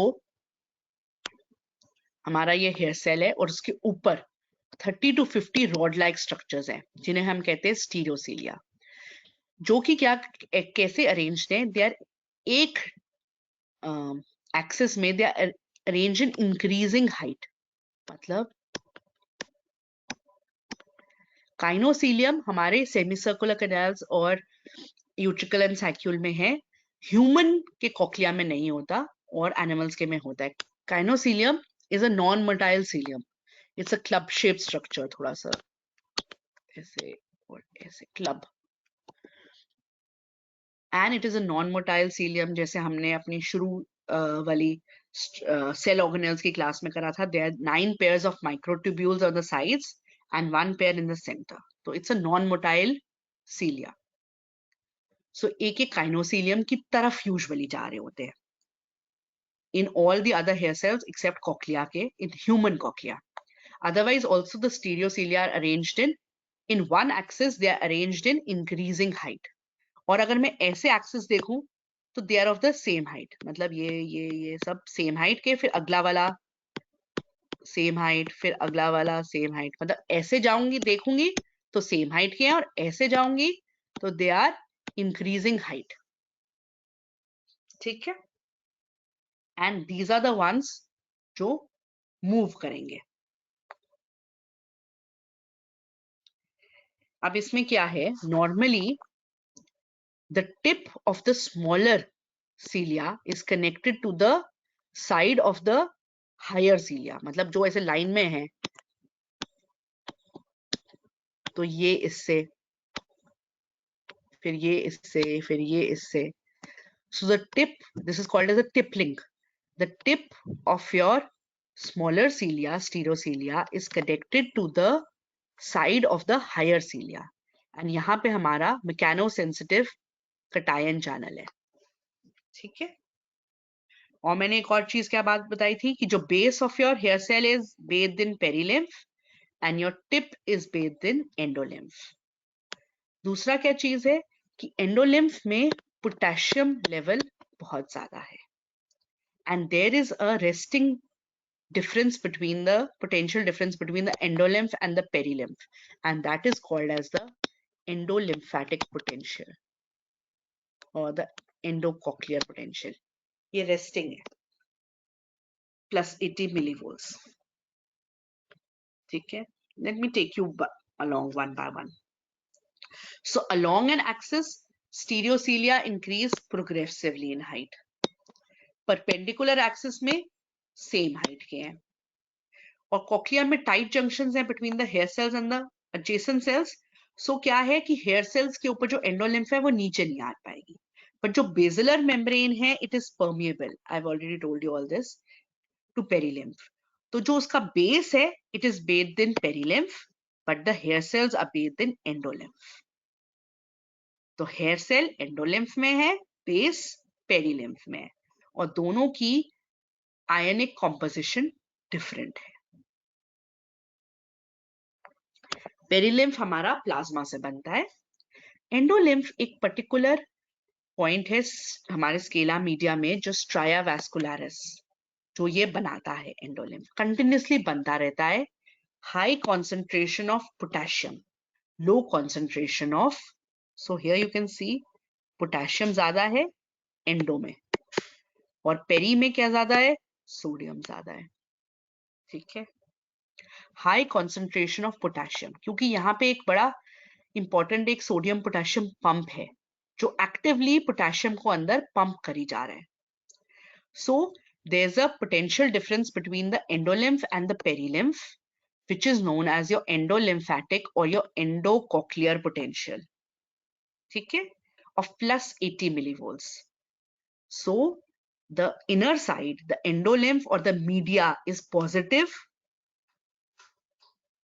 as compared to your tympani या vestibuli, which is negative. मतलब अंदर positive charge है ज्यादा, and that is plus 80 millivolts. Range is from plus 50 to plus 100, but ideally हम plus 80 millivolts कहते हैं, जो हमेशा है, resting है, with positivity inside the scala media and negativity outside, and this is called as the endocochlear potential or the endolymphatic potential.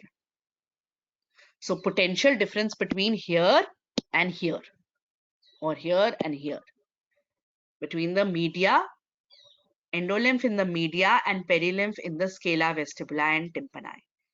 It is about 80 millivolts, plus 80, मतलब यहाँ पे plus 80 है as compared to बाहर से.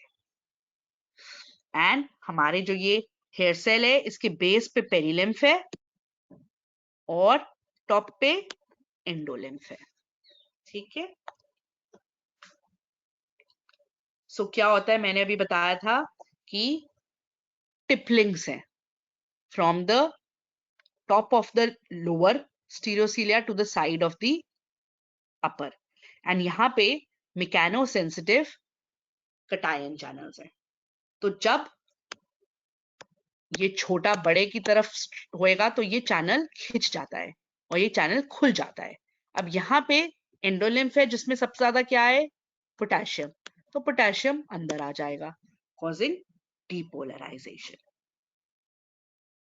ठीक है.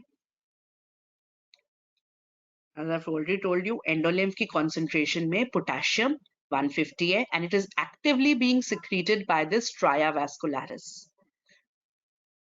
और पेरिलिम्फ का concentration सोडियम ज्यादा है.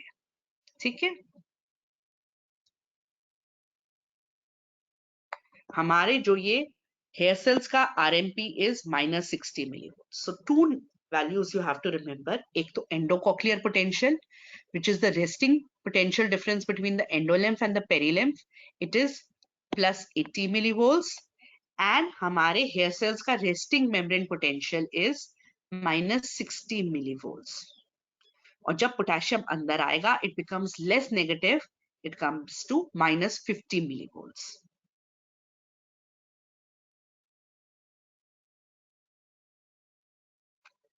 I'll be talking about the recycling also. Just थोड़ा सा बता देती हूँ. तो ये पोटेशियम अंदर आएगा तो अब यहाँ पे पेरिलिम्फ में पोटेशियम की कॉन्सेंट्रेशन कम है तो ये बाहर आ जाएगा. फिर साथ वाले सेल में जाएगा, साथ वाले में सेल में जाएगा, जो भी हमारे सपोर्टिंग सेल्स है, और फिर वापस आके स्ट्राया वैस्कुलरिस पे आ जाएगा. वहां से फिर सिक्रीट हो जाएगा. तो ये पोटेशियम रिसाइकल होता रहता है. यहाँ से अंदर आया बेस में, क्योंकि पेरिलिम्फ है तो वहां से बाहर आ गया, फिर साथ साथ supporting cells back to the stria vascularis. And that is recycling of potassium. ठीक है. पोटेंशियल क्यों जनरेट हो रहा है? Because it is actively being pumped by the stria vascularis. यहाँ पे हमारा as you can see sodium potassium 2 chloride pump है जिससे पोटेशियम अंदर आया. Then a particular channel which is actively secreting this potassium in this endolymph. ठीक है. फिर ये पोटेशियम जब भी हमारा स्टीरियोसीलिया बड़े की तरफ बेंड हुआ तो ये मैकेनो सेंसिटिव चैनल खुल जाएगा, पोटेशियम अंदर चला जाएगा, अंदर गया, डीपोलराइज कराया, फिर बेस पे क्योंकि पोटेशियम कम है तो बाहर आ गया, फिर सारे सपोर्टिंग सेल से घूमता घूमता वापस स्ट्राया वैस्कुलरिस पे आ गया और फिर सिक्रीट हो गया. So now the RMP of the hair cells, endocochlear potential या endolymphatic potential हमने कर लिया +80 millivolts, and RMP of your hair cell is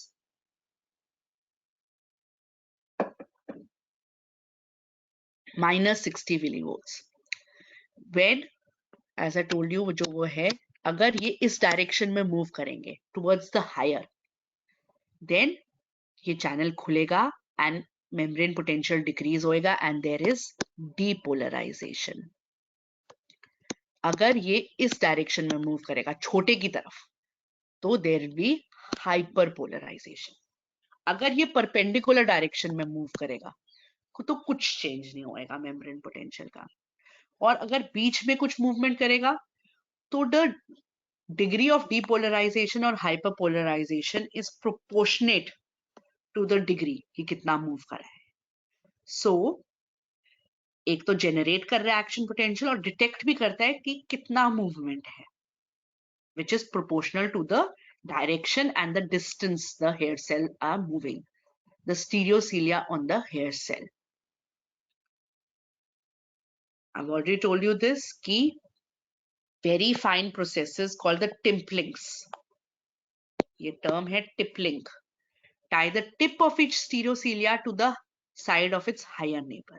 और वहां पे जंक्शन पे मैकेनो सेंसिटिव कटायन चैनल्स हैं।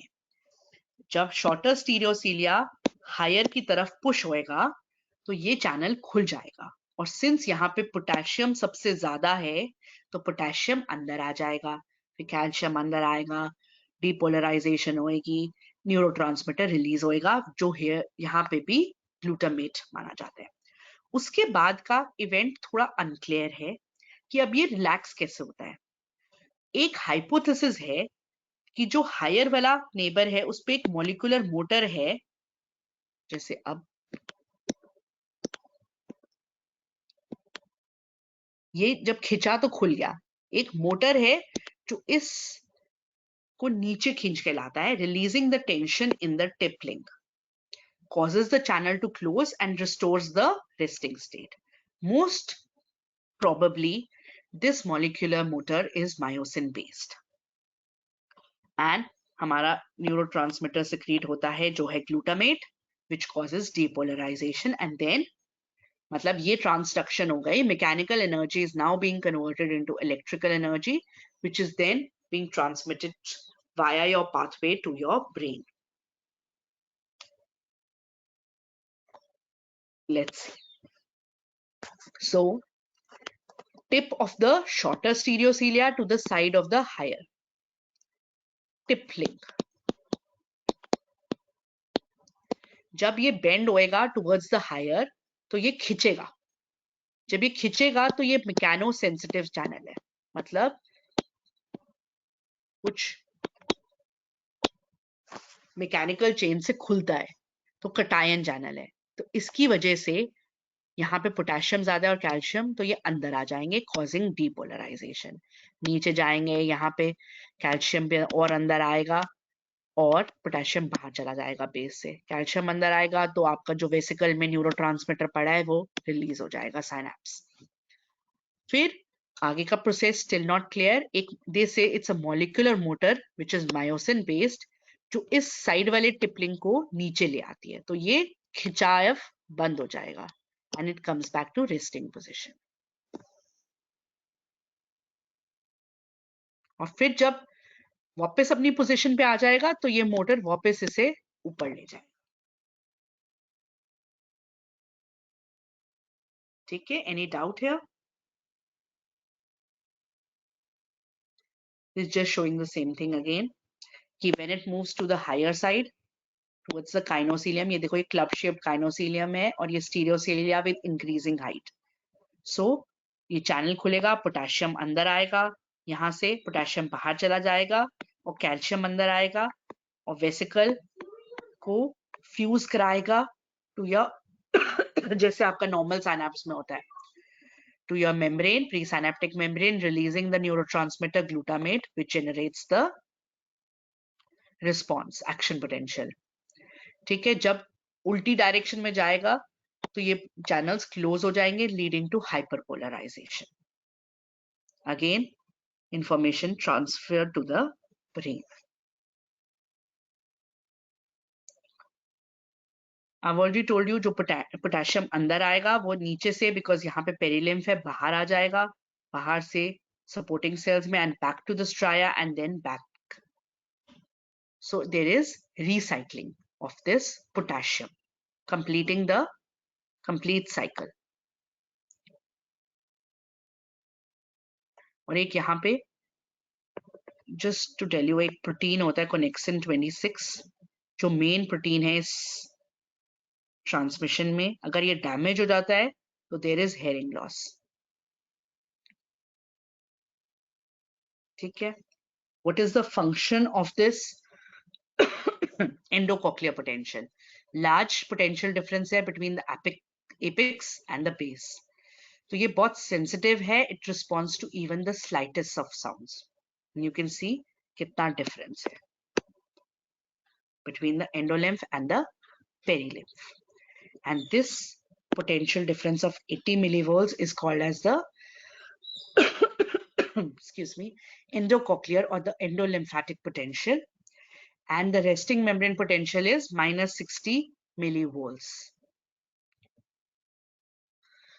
So just थोड़ा सा recap again and again. I'm just going back to the same things. क्या होएगा? Outer air sound wave को इकट्ठा करेगा, pinna, auditory canal, eardrum. Eardrum move करेगा, malleus incus stapes move करेंगे, जिसकी वजह से आपका, मैं finer details I'll keep adding on. ठीक है? As I keep teaching you, कुछ finer details चलती जाएंगी. Scala vestibuli मूव करेगा, tympani, क्योंकि रीजनल मेम्ब्रेन बहुत पतली है तो मीडिया में भी बेसलर मेम्ब्रेन मूव करेगा एंड टेक्टोरियल मेम्ब्रेन भी मूव करेगा. They both move in the same direction but at different axes.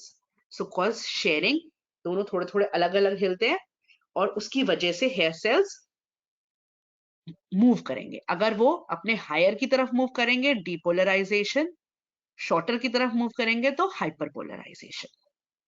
So there's transduction, mechanical energy is converted into electrical energy, और हमारे इनर हेयर सेल्स के base से mainly cochlear nerve बनती है जो vestibular nerve से join करके vestibular cochlear nerve. ठीक है? दिस इज जस्ट शोइंग दोनों कान में ऐसे अंदर आया, फिर ये मूवमेंट, फिर ये. I show you a video also towards the end, थोड़ा सा और इसको समझाने के लिए. एंड अब ये पाथवे में एक क्या चीज दिख रही है कि यहाँ का दोनों तरफ हो रहा है, यहाँ का भी दोनों तरफ हो रहा है. ठीक है? सो ये इनर हेयर सेल्स जबकि कम है, only 3500, and outer hair cells हमारे अबाउट 20,000 है. But most of your afferent forms from your inner hair cells के बेस है. 95% from hair and only about 5% from hair, from the base of your hair cells. तो यहाँ का क्या role है? अब हम तो इनर हेयर सेल है जो आपका साउंड को सुनता है और उसे ट्रांसमिट करता है. Transduction of sound is mainly via the inner hair cells. तो इतने सारे outer hair cells का भी कोई फंक्शन होएगा. ठीक है? यहाँ पे इफरेंट आता है. कहाँ से आता है? ऑलिवरी न्यूक्लियस से. इसे कहते हैं ओलिवोकोक्लियर इनपुट आता है इफरेंट. तो ये तो एफरेंट है जो जा रहा है ब्रेन में, जो मेनली इनर से जा रहा है. इफरेंट ऑलिवरी न्यूक्लियस से मेनली आ रहा है, तो ओलिवोकोक्लियर ट्रैक्ट मेनली आपके आउटर हेयर सेल्स पे आ रहा है. ठीक है? As you can see here, afferent 95% inner से जा रहा है और आउटर, और ये हमारी कॉक्लियर ब्रांच करके अभी मैं पाथवे बताऊंगी. और इफरेंट कहां से आ रहा है? Superior olivary complex. तो ऑलिवरो कॉक्लियर इनपुट्स मेनली आपके आउटर हेयर सेल्स पे. तो ये क्या है? आउटर हेयर सेल का भी कोई तो फंक्शन होएगा जो इतने सारे हैं. इनर हेयर सेल हमारा प्राइमरी सेंसरी सेल है जो एक्शन पोटेंशियल जनरेट करता है, जो स्टिमुलेट होता है, जो मैकेनिकल एनर्जी को इलेक्ट्रिकल एनर्जी बनाता है. आउटर सेल्स का थोड़ा सा डिफरेंट है. अब ये क्या है? जब ये डीपोलराइज होते हैं तो ये छोटे हो जाते हैं, और जब हाइपरपोलराइज हो जाते हैं तो लंबे हो जाते हैं. और ये कहाँ एम्बेडेड है? टेक्टोरियल मेम्ब्रेन में. ऊपर टेक्टोरियल मेम्ब्रेन में, नीचे बेसिलर मेम्ब्रेन. ऊपर टेक्टोरियल, नीचे बेसिलर. और जब ये डीपोलराइज होते हैं तो ये छोटे हो जाते हैं, और हाइपरपोलराइज होते हैं तो ये लंबे हो जाते हैं. तो ये क्या करते हैं? बेसल मेम्ब्रेन को ऊपर नीचे खींचेंगे. It increases the amplitude and clarity of sound. ये जैसे माइक्रोस्कोप में या जैसे पुराने रेडियोस में पहले हम ग्रॉस ट्यूनिंग करते थे एक एरिया में आगे, और फिर फाइन ट्यूनिंग करते हैं और उसे क्लियर करने के लिए साउंड को. वैसे ही ये ट्यूनिंग के टाइप के हैं आउटर हेयर सेल्स. ये हमारी एम्पलीट्यूड तो बढ़ाते ही हैं कुछ साउंड्स का, और उसे और क्लियर और साफ कर देते हैं. एम्पलीफिकेशन कैसे कर रहे हैं? Mainly low frequency sound wave का. अब लो फ्रीक्वेंसी साउंड वेव आई, उसने इनर्शिया को ओवरकम करा, तो वो इतनी कम रह गई कि थोड़ी सी ही वाइब्रेशन कराई बेसल मेम्ब्रेन की. अब इस मेम्ब्रेन की वाइब्रेशन से इनर हेयर सेल भी मूव करा, डिपोलराइज हुआ, आउटर भी. इनर ने तो वेव बना के ब्रेन तक चली गई. पर जो आउटर हेयर सेल्स की वजह से क्या हुआ कि बेसिलर मेम्ब्रेन थोड़ी खिंची, pulls on the basilar membrane, तो उसकी मूवमेंट को एम्पलीफाई कर देता है. सो आउटर हेयर सेल का एक काम है amplification of certain sounds and makes them more clear clarity, fine tuning, और इसको हम एक स्पेसिफिक टर्म यूज है, somatic electromotility of the outer. Somatic क्योंकि उसका वो जो चेंज हो रहा है, depolarisation shortens them, hyperpolarisation lengthens them. ये हमारा मैकेनिकल रिस्पॉन्स है हमारे आउटर हेयर सेल्स का, and this is mainly via a protein called as prestin. इसे कहते हैं सोमैटिक इलेक्ट्रोमोटिलिटी, कि जो आउटर हेयर सेल है और डिपोलराइजेशन में छोटा होता है और हाइपरपोलराइजेशन में लंबा होता है। तो वो क्या करता है, बेसलर मेम्ब्रेन को खींचता है, तो एम्पलीफाई भी करता है साउंड और फाइन ट्यूनिंग करता है साउंड्स की। ठीक है, so amplify the input. And inner cell तो ट्रांसडक्शन में है मेन रोल। जो आउटर हेयर सेल्स के भी कुछ पोटेंशियल जो जेनरेट होते हैं, उनका एक नाम है, ये अंडर ग्रेजुएट से तो कम पूछते हैं, पोस्ट ग्रेजुएट से ज्यादा पूछा जाता है, कॉक्लियर माइक्रोफोनिक पोटेंशियल, CMP। जैसे एंडोकॉक्लियर पोटेंशियल था, जो नॉर्मल डिफरेंस था बिटवीन मीडिया एंड मतलब एंडोलिम्फ एंड पेरिलिम्फ, और रेस्टिंग मेम्ब्रेन पोटेंशियल था, वैसे ही एक कॉक्लियर माइक्रोफोनिक पोटेंशियल्स हैं जो जेनरेट होते हैं हमारे आउटर हेयर सेल्स का जो रिस्पॉन्स है उसे CMP कहते हैं। ठीक है, ये हमारा ग्रेडेड पोटेंशियल है।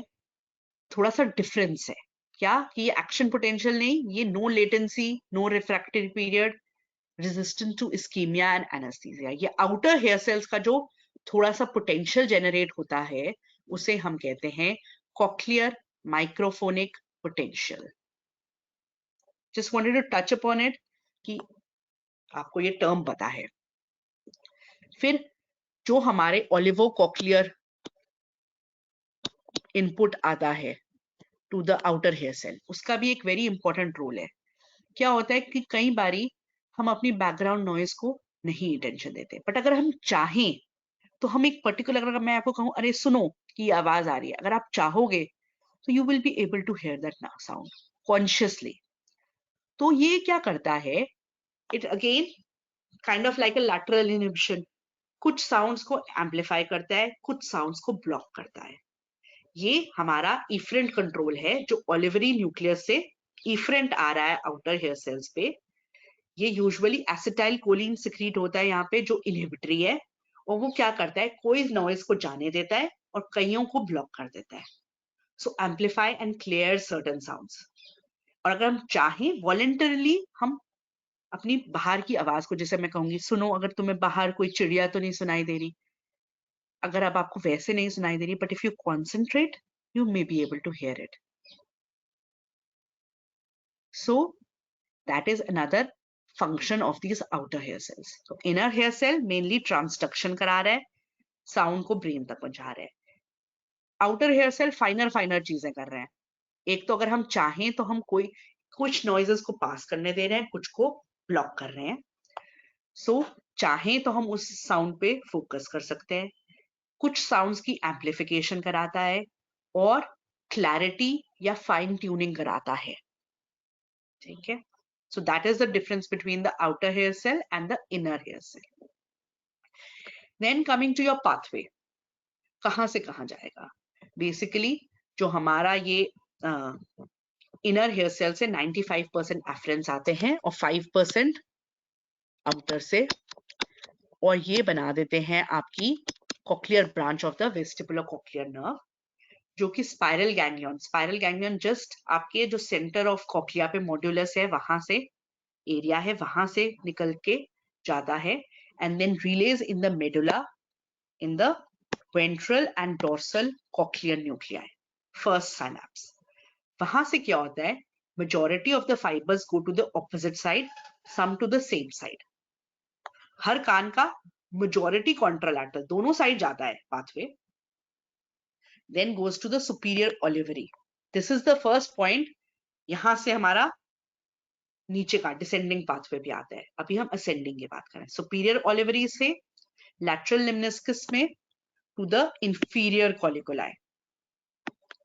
ये थोड़ा सा ना विजुअल का उल्टा है, वहां पे सुपीरियर कॉलिकुलाई था तो यहाँ इंफीरियर है, वहां लैटरल जेनिकुलेट बॉडी थी तो यहाँ मीडियल जेनिकुलेट बॉडी है.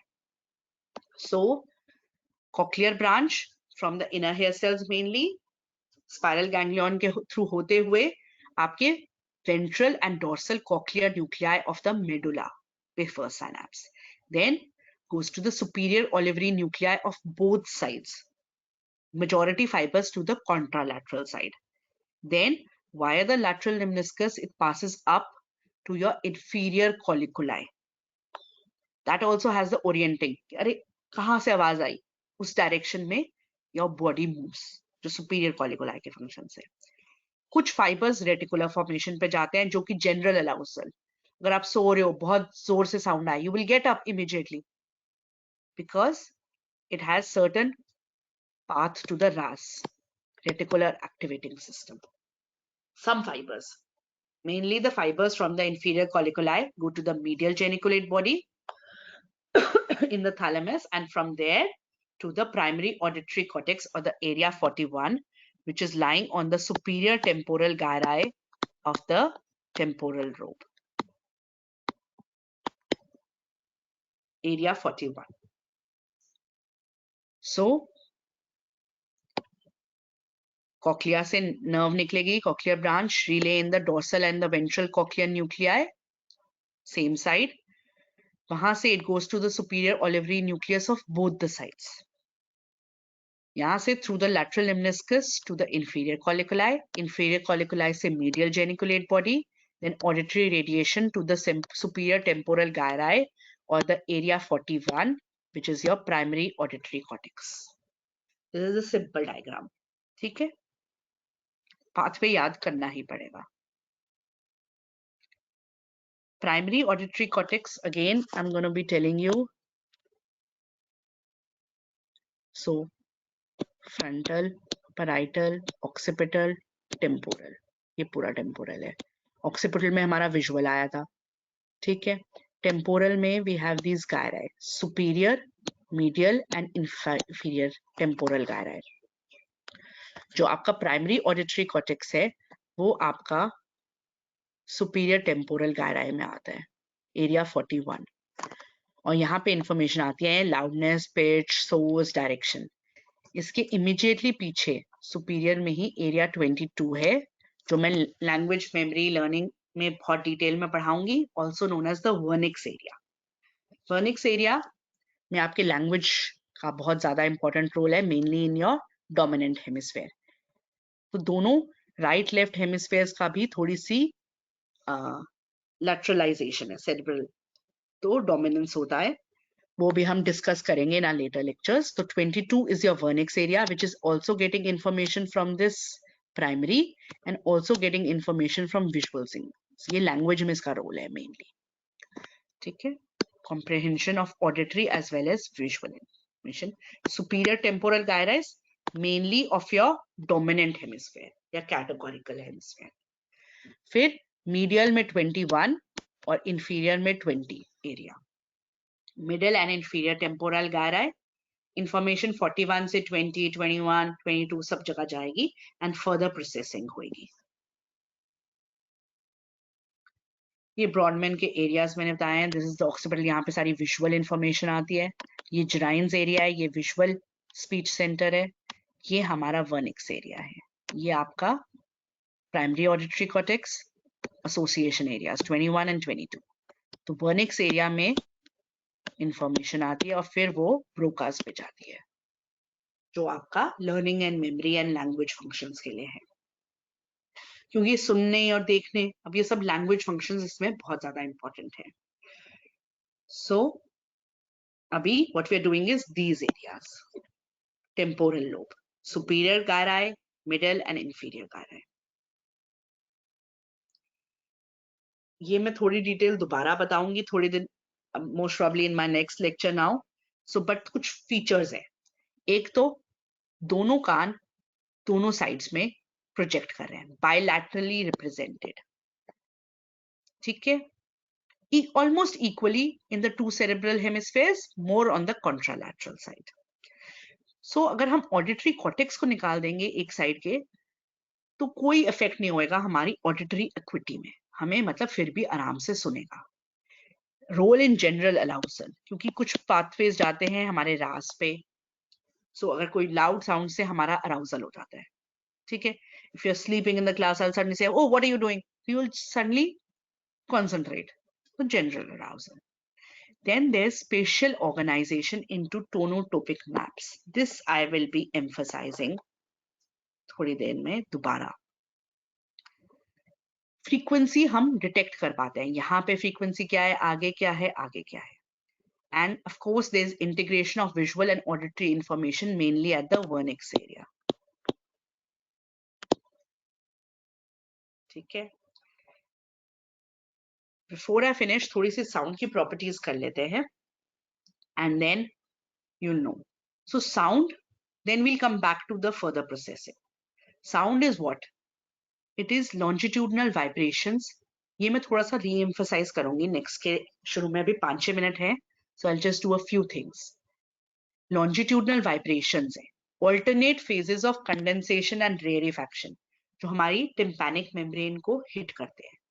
जब हम इनको प्लॉट करते हैं as change in pressure on the tympanic membrane per unit time, तो एक वेव बन जाती है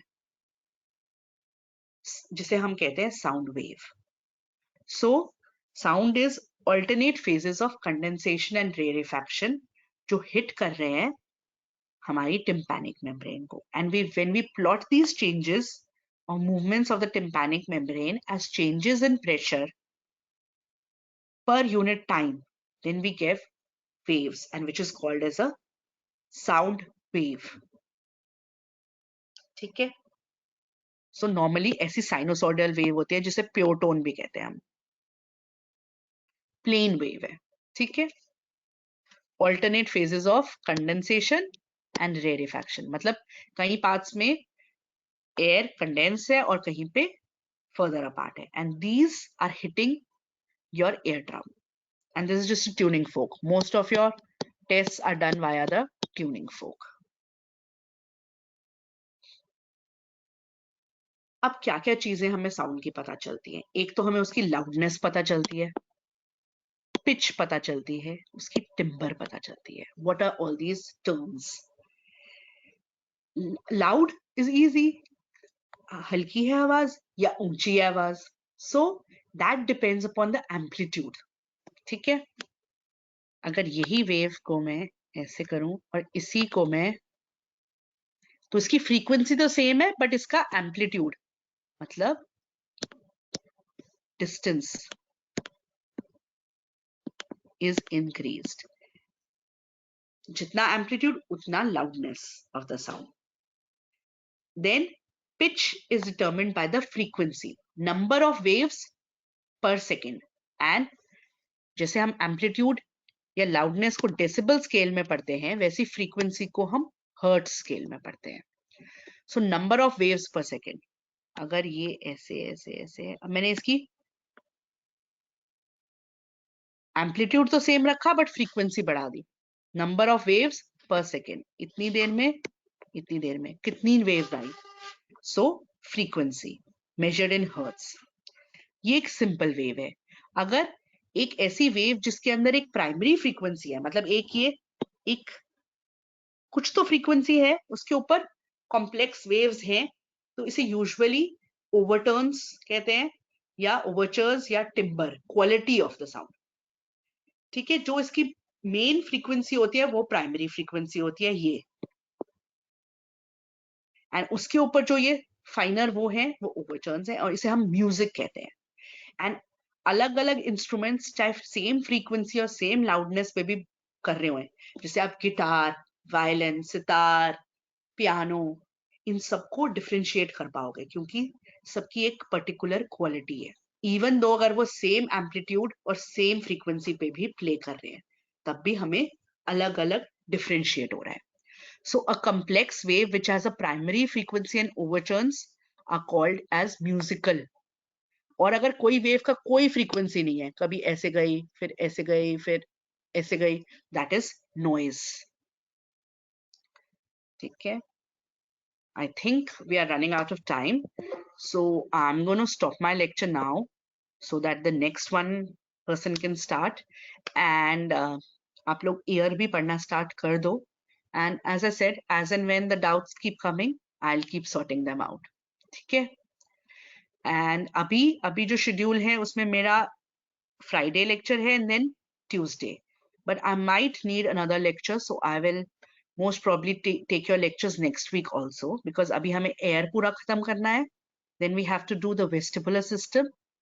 And then finally, a language memory learning speech. I want to cover all that with you. That is the higher functions. So for now, I'm going to finish my lecture.